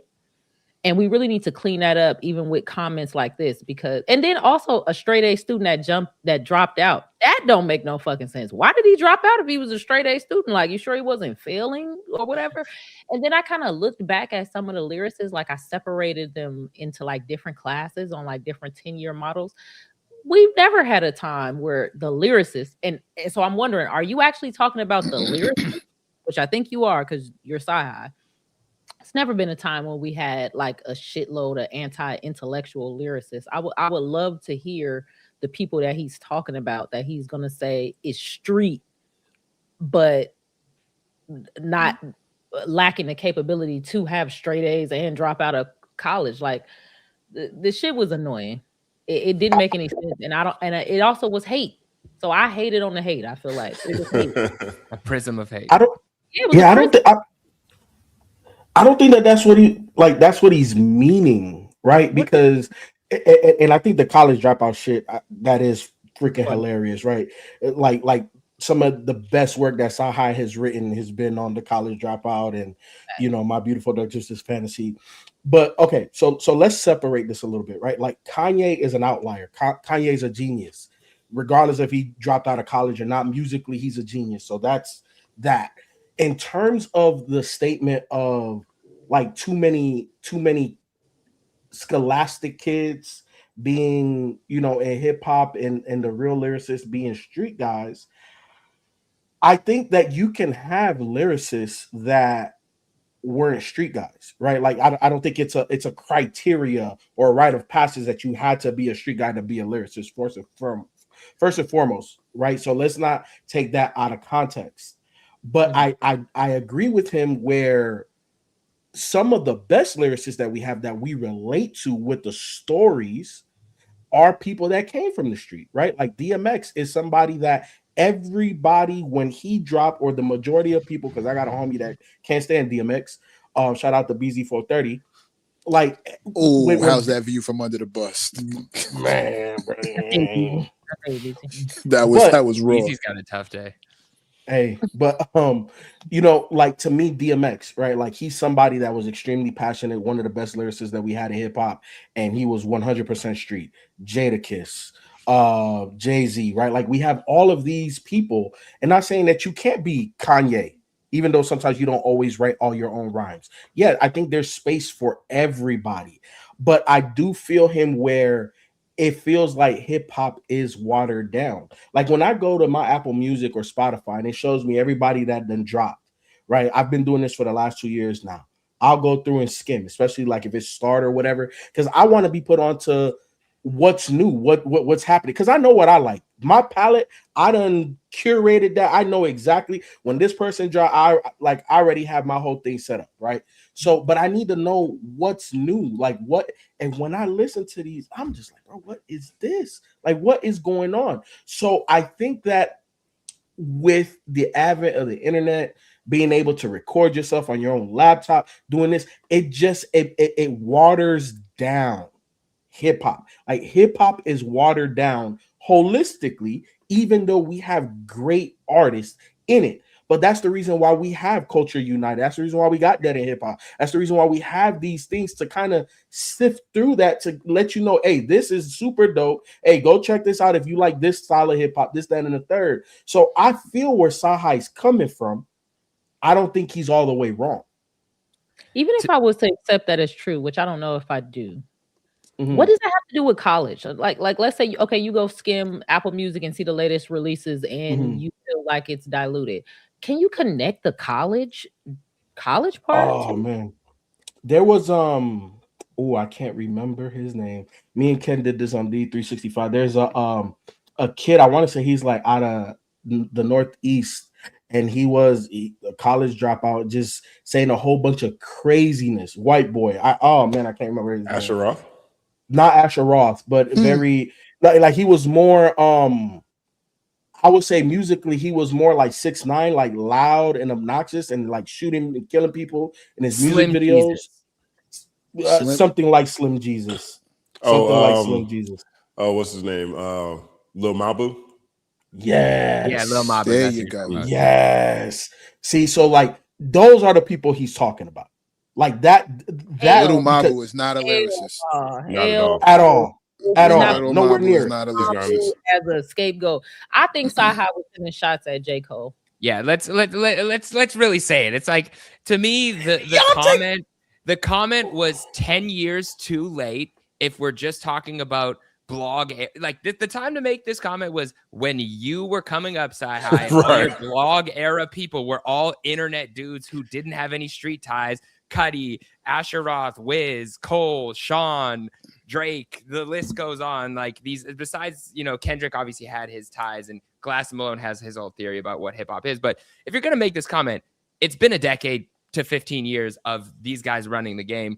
If you're going to make this comment specifically about somebody who may or may not have dropped out of college after they just dropped a project that the world is now dissecting, to me, it feels like it's a shot at someone. And we all know who that fits. And if it's not, why now? Like, so to me, it's just like, it's an oddly placed theory. And I love CyHi's. I think he's one of the greatest lyricists to ever touch a pen. Like, I would never disrespect him lyrically. But even on his new song, he had a line where he said something about like, I hear a lot of my kids. Like, absolutely no one is a CyHi kid. Like, I'm sorry. Like, I love CyHi. I think he's great. I love his projects. I don't think he birthed people from No Dope on Sundays. No. So Jeremy, through Kanye. Thank you. That's what I was gonna say. Yes, Step Kids through Kanye. If you Step I agree with everything except for that last line. And I like CyHi how you tried to cover it up as a college dropout, even though Cole graduated magna cum laude. You tried to like send us off with that, but I'm not off the scent. I understand exactly what's going on. It felt more like a shot towards Kanye to me. That was my second. That's so funny. But then he put Kanye on the new song. He put Kanye sample, and so maybe what? Maybe it's a double. Listen, I'll tell you how I feel. Single, right? Yeah. I'll tell you how I feel about it. One, as soon as he made this comment, I heard it first from Mickey Fax. Shout out to Mickey Fax. He's the one who like reposted it, said him and CyHi got on the phone. And the assumption was that people were hitting Mickey saying, yo, Mickey, he's talking about you, right? Here's my thing. From the streets is such a relative term because it feels more like a content thing than an actual environment thing. It feels more like you just want to hear people talk about street shit, drugs, guns. You want to hear that, and you're sick of hearing people who are putting dope words together who are not talking about the kind of stuff that you like to talk about. This content. However, I would remind CyHi that the era you're discussing was jam-packed with plenty of people who were pretending to be from the street in order to maintain the credibility that they needed in order to thrive. Most of those dudes you're describing were not real street dudes.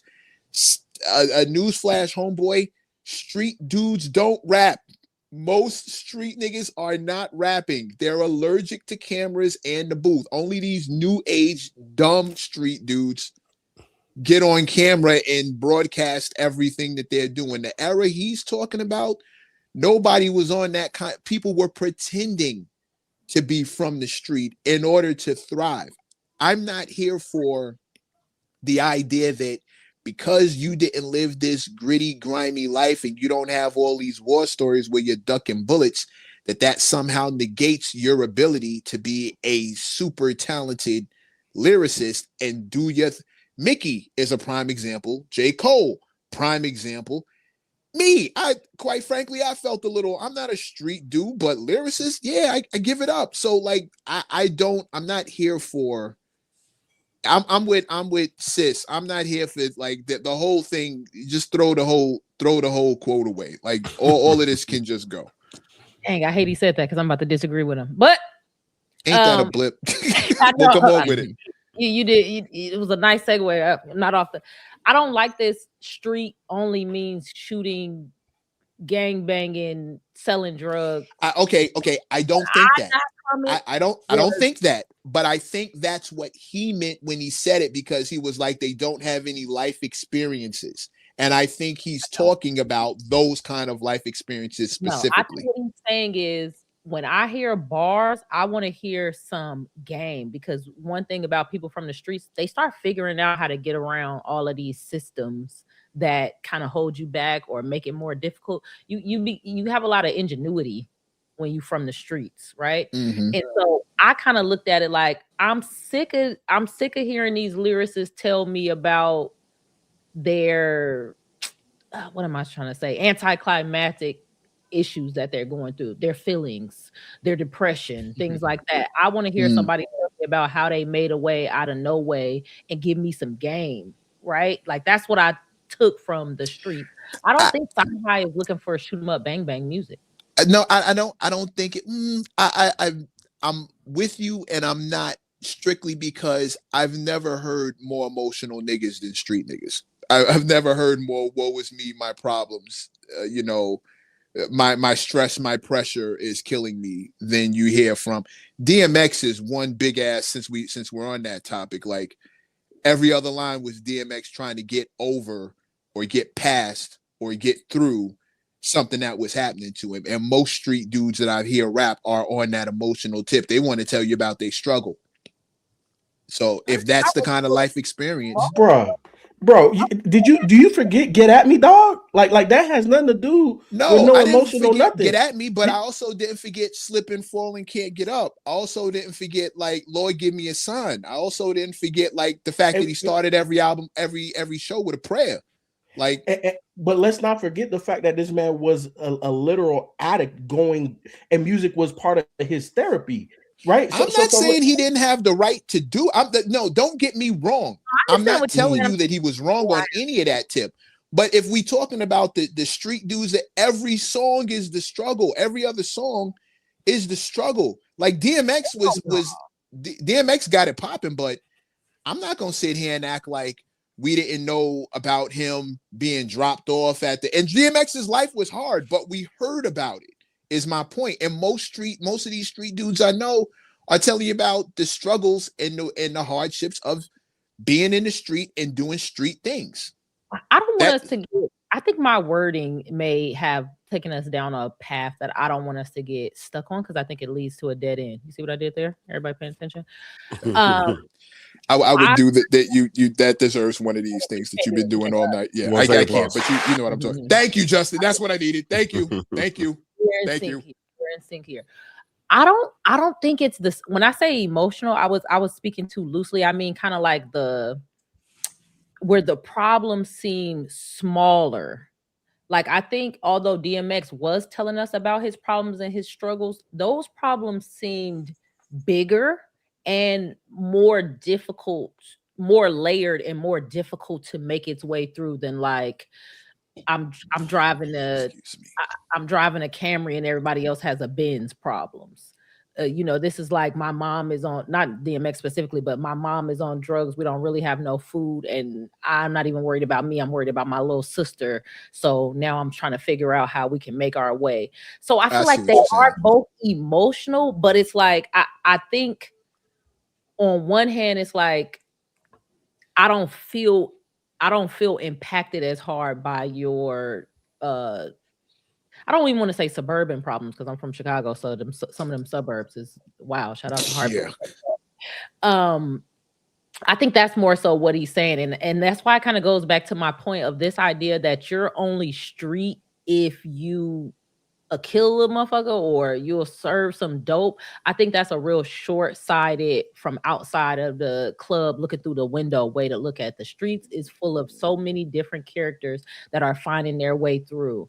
And so I do think that we should have the streets as a central protagonist of hip hop, but I just think thinking that streets means anti-intellectual is insulting to me.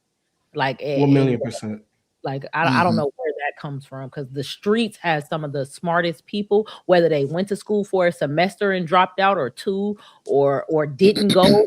Sometimes they are the professors. Sometimes a lot of these street dudes that never went into a college teach a class on the block. You just don't know it because you looking for an institution to tell you what's really teaching you something. So I'm just really offended when people try to do that anti-intellectual. This is the street. I think we can cook this whole thing down. Like, I agree across the board.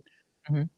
I think my start and stop point was, bro, lyricists come from everywhere.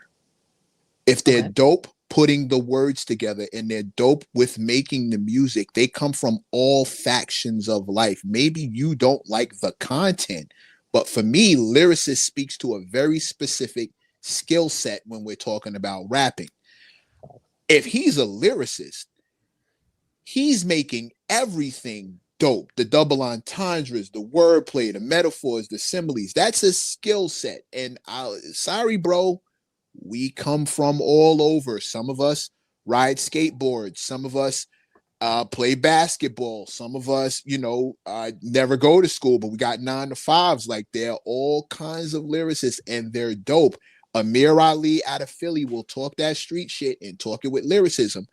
Akeem Ali, lyricist through and through, and don't talk a lot of street shit. So I took exception with that part. Like, you're only allowed to be a lyricist if you're from the street, if you're talking street-ish.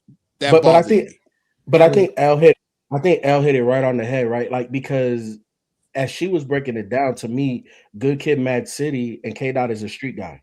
When you listen to it, right? Like you said, you don't have to serve the dope. You don't have to be the main person, but being on the corner and witnessing makes you street. And I think that is what CyHi is saying, right? Like, being a lyricist, yes, it is double entendre and how you can play with words, but how do you make it stick to something that we've seen, something that we could relate to, right? Like, I think Rome Streets does an amazing job with that. There's a whole bunch of quote unquote street artists, you know what I'm saying, to varying degrees. And I also agree with you, Mecca, where you don't have to be from the street to be nice. However, this is why I agree with CyHi. The majority of the people that we hail as some of the greatest have a percentage of that is relatable. that is relatable. Even like Kanye has lines, obviously most likely written by the guy we're talking about himself, you know what I'm saying, or Consequence, you know what I'm saying. But at the end of the day, those things are relatable to what the core of what hip hop is. You know what I'm saying? And I think that the people that we prop up as the best all have some portion of that in their repertoire as an artist. You know what's kind of funny is CyHi and LaRussell seem to be making opposing points, but they may actually be making the same point. It's just different ways. Out of my mouth, I was just about to say that. Like they're literally both talking about wanting to hear the substance in their raps. They just want substance in different ways, but they want it to be Jeremy, I was about to say the same exact thing. What do people, because I love this as a philosophy student, I love this. People say words, but I like to say, what do you mean when you say that word? So substance, when it was LaRussell, people were kind of looking at it like, oh, super mature, almost. I heard some people saying fight the power raps, things like that.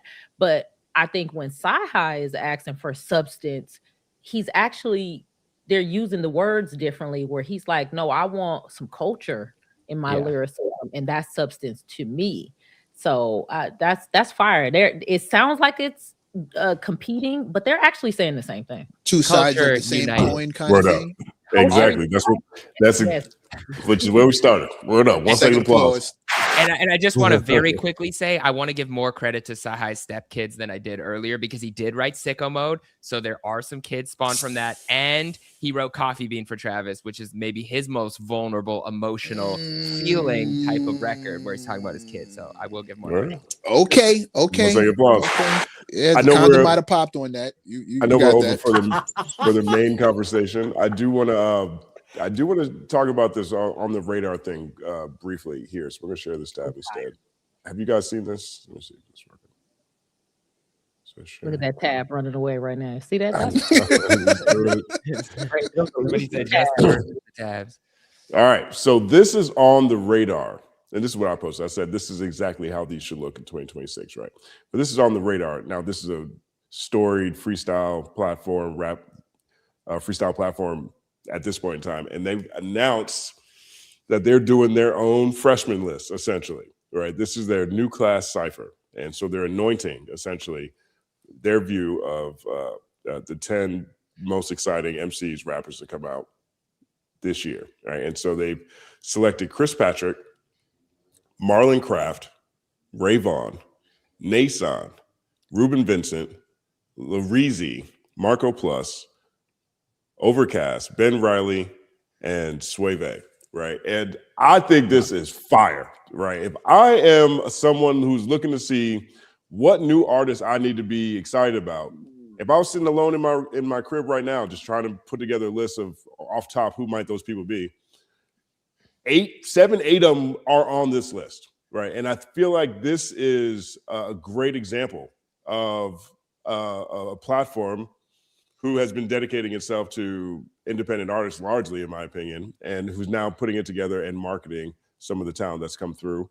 And I also look at this and I say, XXL dropped the ball. Because for the past few years, the big conversation around XXL has been, who are these rappers y'all are telling us are going to be the next one?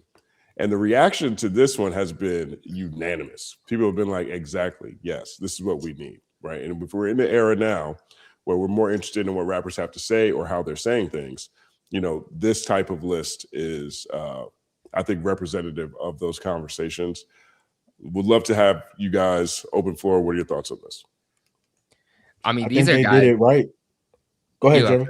I was just going to say, these are guys that I've been championing the last couple of years, and a lot of these people I do believe will be around 5-10 years from now. It's funny because we were talking about the classic feeling, and I think people on this list are creating projects that are inching towards the classic feeling, and I think we'll get classic projects, whether it's mixtapes or albums, from like 3 or 4 of these people within the next 2 years. And I truly stand by that. I believe that.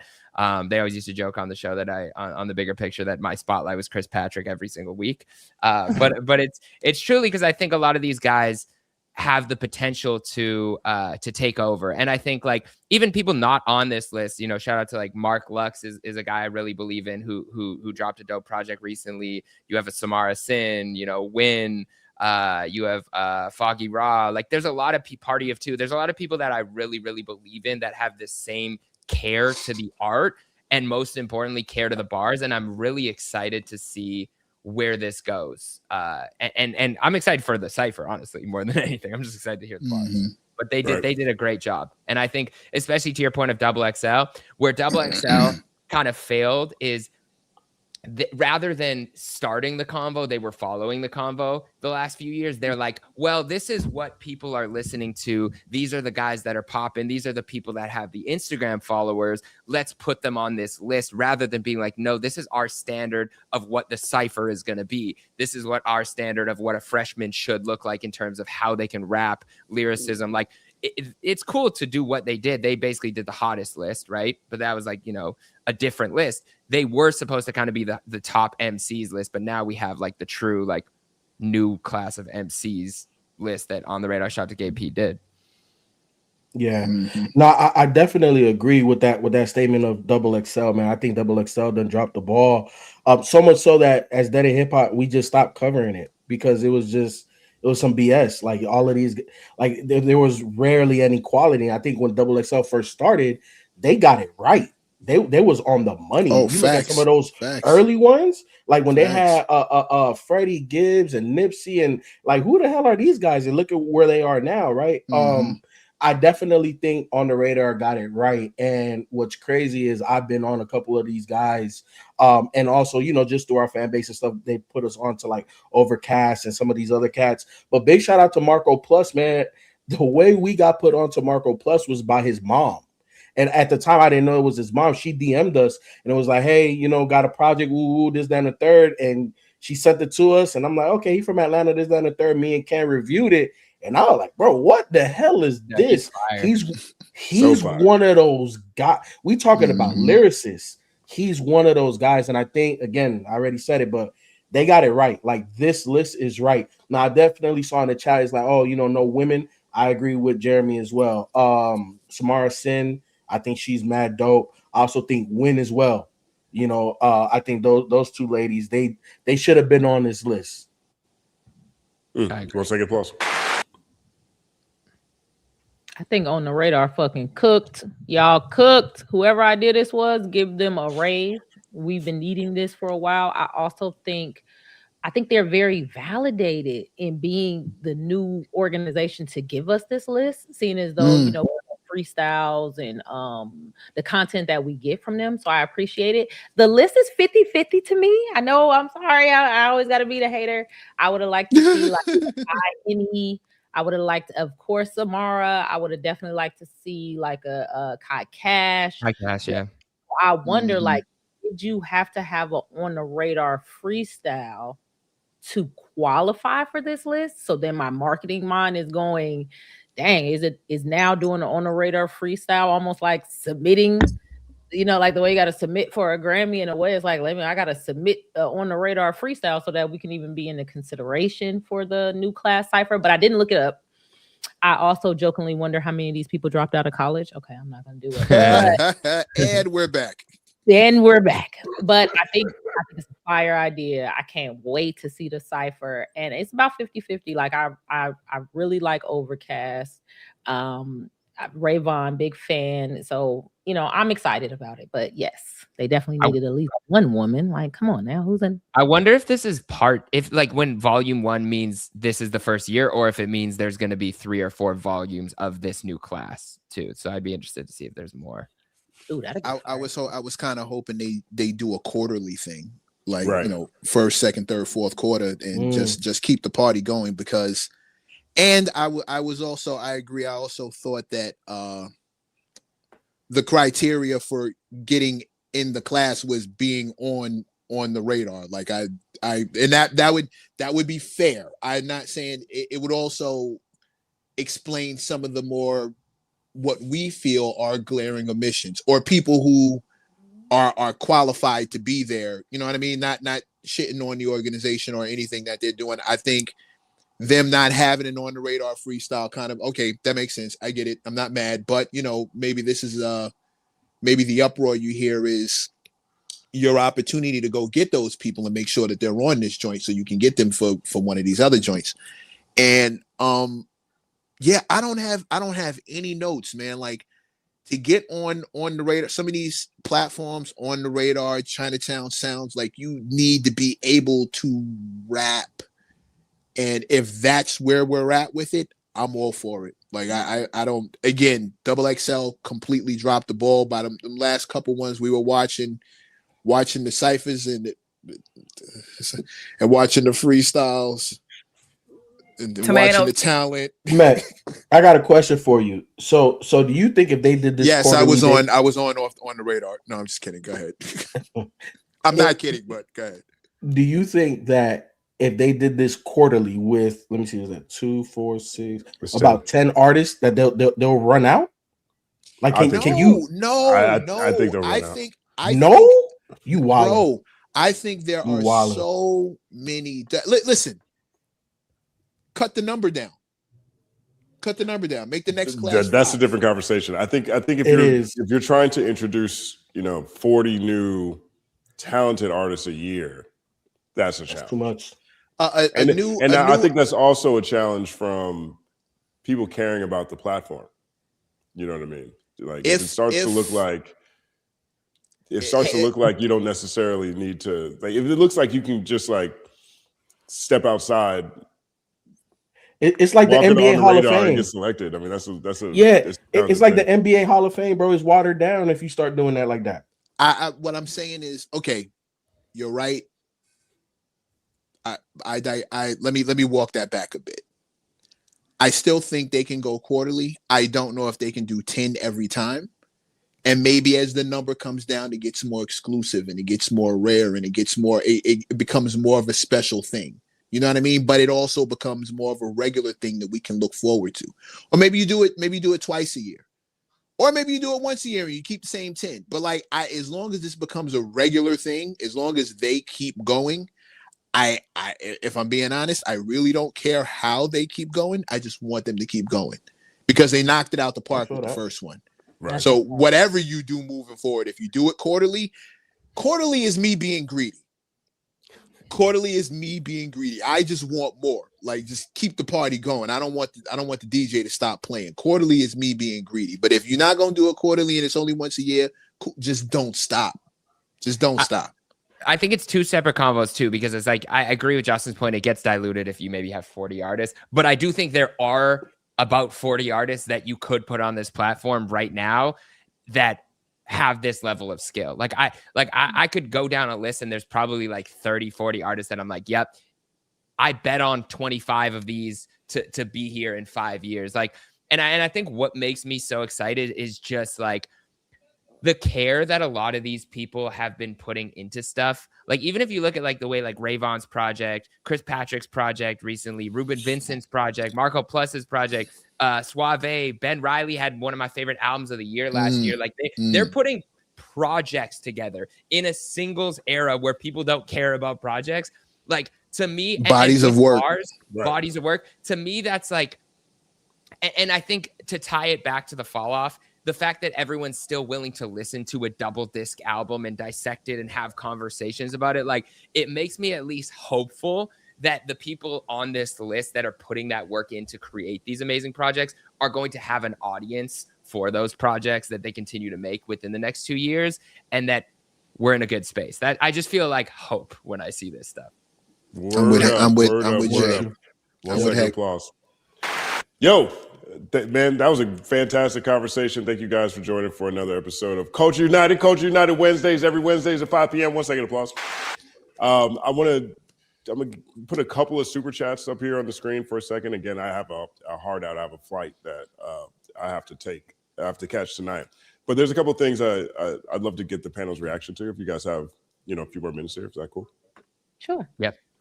All right, cool. So this one right here is from Ron J. Says, hot take, but not every rapper wants to switch genres or make artsy fartsy albums. Some of us just want to rap. If you don't like it, you don't have to listen, nor do you have to conform nor do we have to conform to your standards. And I think this was around the different types of project that Kendrick or Drake or different people will make. Open floor. This is not a hot take. This is a very common take. This is a very room temperature take. This is a very the room temperature. What way is this hot? Maybe this take is hot in Alaska where everything is cold. Oh. Ron J, he's gonna write some diss raps about you. Oh. Every time she speaks, I wish you would, Ron J. I can think of a million. No, I'm just playing. Every time she speaks, I hear the ether beat just coming in.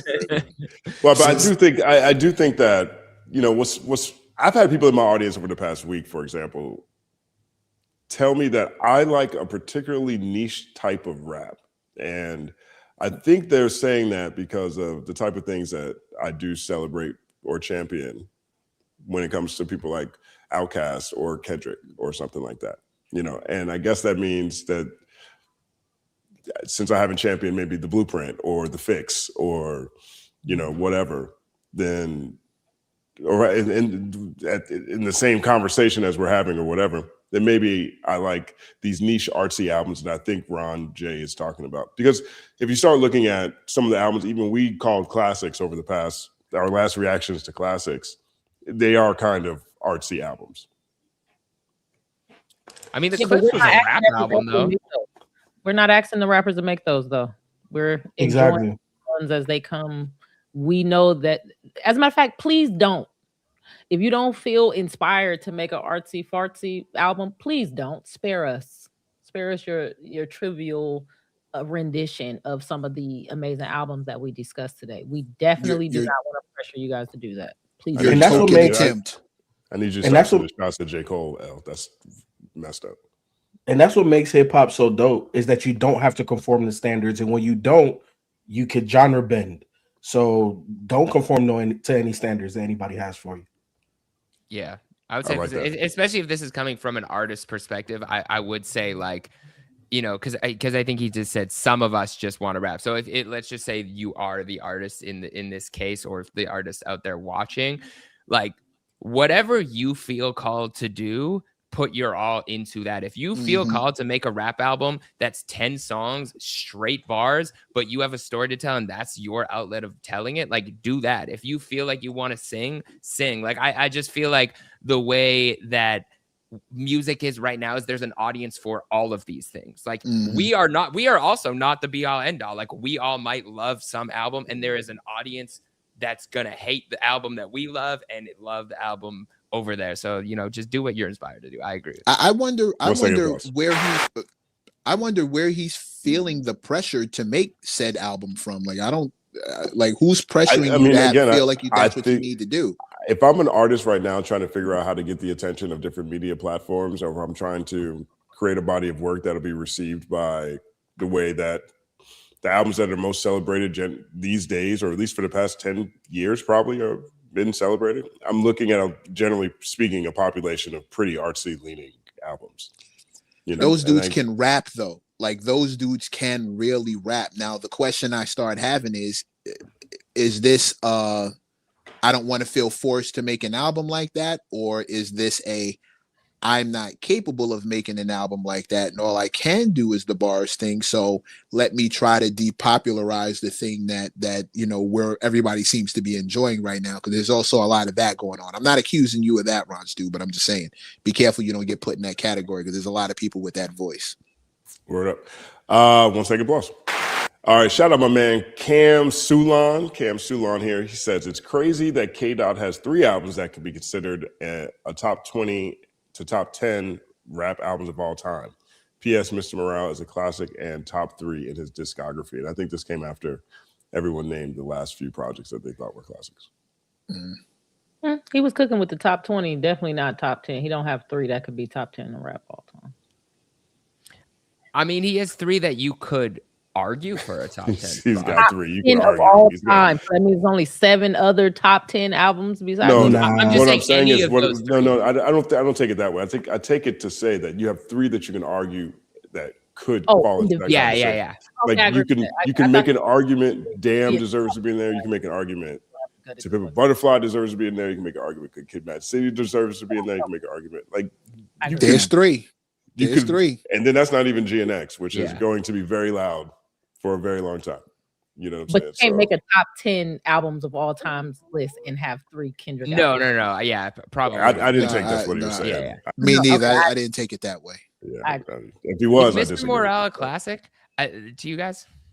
To me, I think it's having its moment. I think it had its moment. You know what I mean? But I don't think so. I think it's a Not fantastic classic. album, but it's like it depends if the conversation, like, I'd be open into a debate on that, because if you're talking pre-battle, no. If you're talking post-battle and someone could make an argument and a debate for it, I could see it. You know what I mean? And since we are post-value, I can see people who feel that way. But it's just not a classic for me. Yeah, I feel the same way. remember No, how I I don't- talked I about don't think this? so. I think it is a subgenre classic. Any type of jazz rap, it's a fucking classic. Like he really went fucking crazy with it. And I understand why some people don't like it, but outstanding album. Word up. 1 second applause. This one comes from N Starks 007, says, Jadena, The Let Out is another song I can't help but think of when listening to The Fall Off. It's exactly what he was going for, but instead of a club record, Cole did trap country. That just sounds funny to me. Trap country. He has a song. I see with the that. same I name. can hear that comparison now. What'd you say, Jeremy? Is Jadena has a song called The Let Out also? The Let Out, Or is yeah. he just- Yes, he does. A lot of references, a lot of tossbacks on this Cole album. It could A be. lot of tossbacks. By the way, and I think trap country sounds fire. Yeah, it is. 1 second applause. And then let me just get one more, because I don't want to miss my flight. No disrespect to everyone. Thank you guys so much for these super chats. If you, let's see, there's another one I saw that I did want to get to. And if you guys have any questions or anything for anybody on the panel, any of the panelists, feel free to. Bro, I thought you had the flight to catch. I do. You're doing it to yourself now. This one is from Melanin Man. It's like Blank Man. It's a Robert Townsend film. I'd watch Melanin Man. That sounds like a fire to be filmed.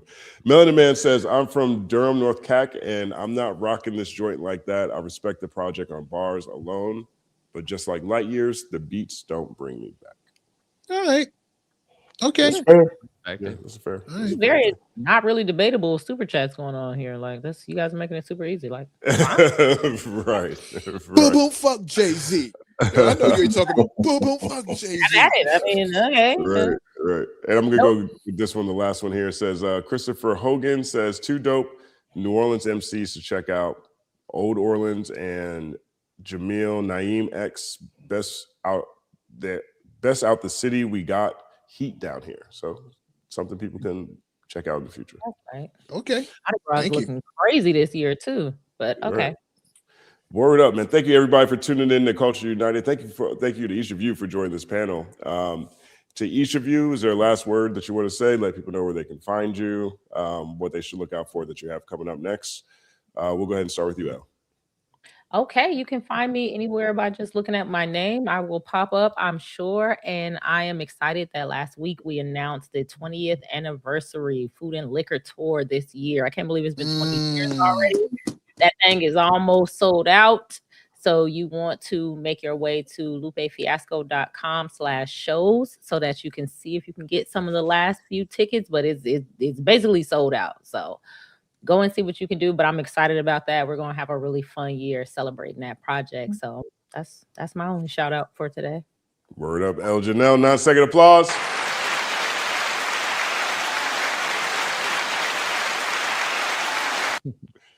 Word up. FIFO.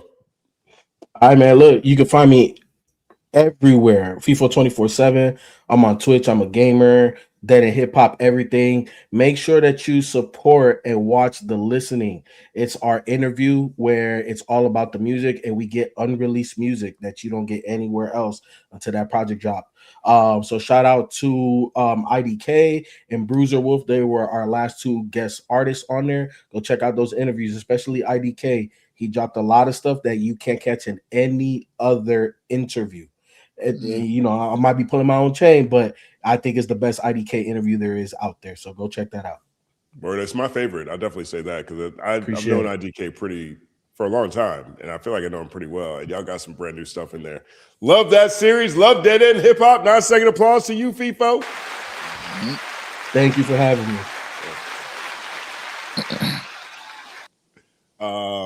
Jeremy.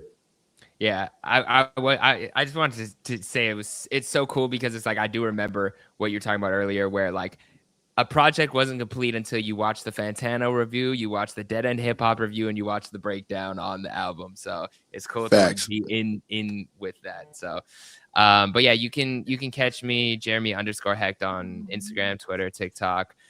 For those asking, my 2017 Passing of the Crown video is scripted. I'm about to record it right after this. I don't know when I'll be able to start editing. Hopefully I'm gonna find some editing help. So hopefully within the next few weeks, but you can catch up on that. It's a breakdown of every year of the Big Three's relationship from 2009 up till 2024. And we're on 2017. So you can check my YouTube channel below, and soundcheck every Wednesday on Uprocks. We had T.I. on today, so you can check that out as well. So Let him know, Jeremy. Jeremy Hecht, my brother. 9-second applause. Thank you, bro. dope. Mac. Mr. Mac. The applause cuts off so abruptly. I just can't. That's my favorite part about it. It's like we're happy, and shut up. Yeah, the what I can't even do it. What's going on, everybody? Mr. Mac on all platforms, YouTube channel up and popping. Shout out to my boy Gat Taylor. The BQE is the new pod. Mechanism Monday. Every Monday, I give a free piece of advice for artists going through it, trying to help you save some money in a couple of different places.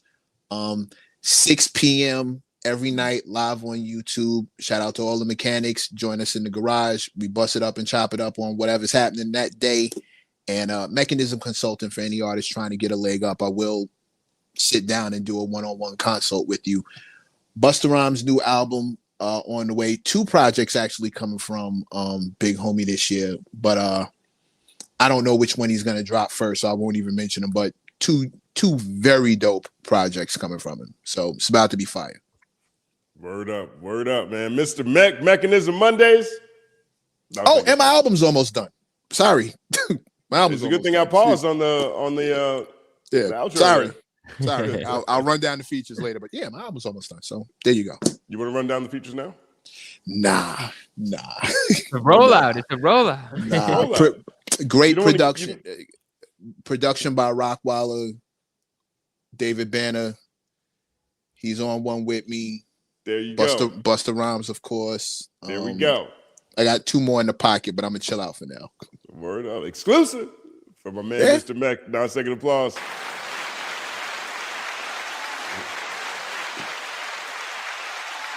Word up. And again, thank you everybody for tuning in. It's my outro. I love it.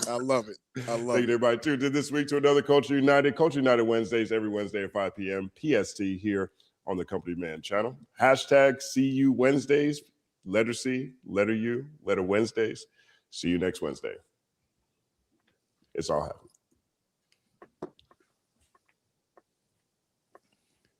Oh, press the wrong button. Culture united, our culture united, our culture united, our culture united, connecting all over the world.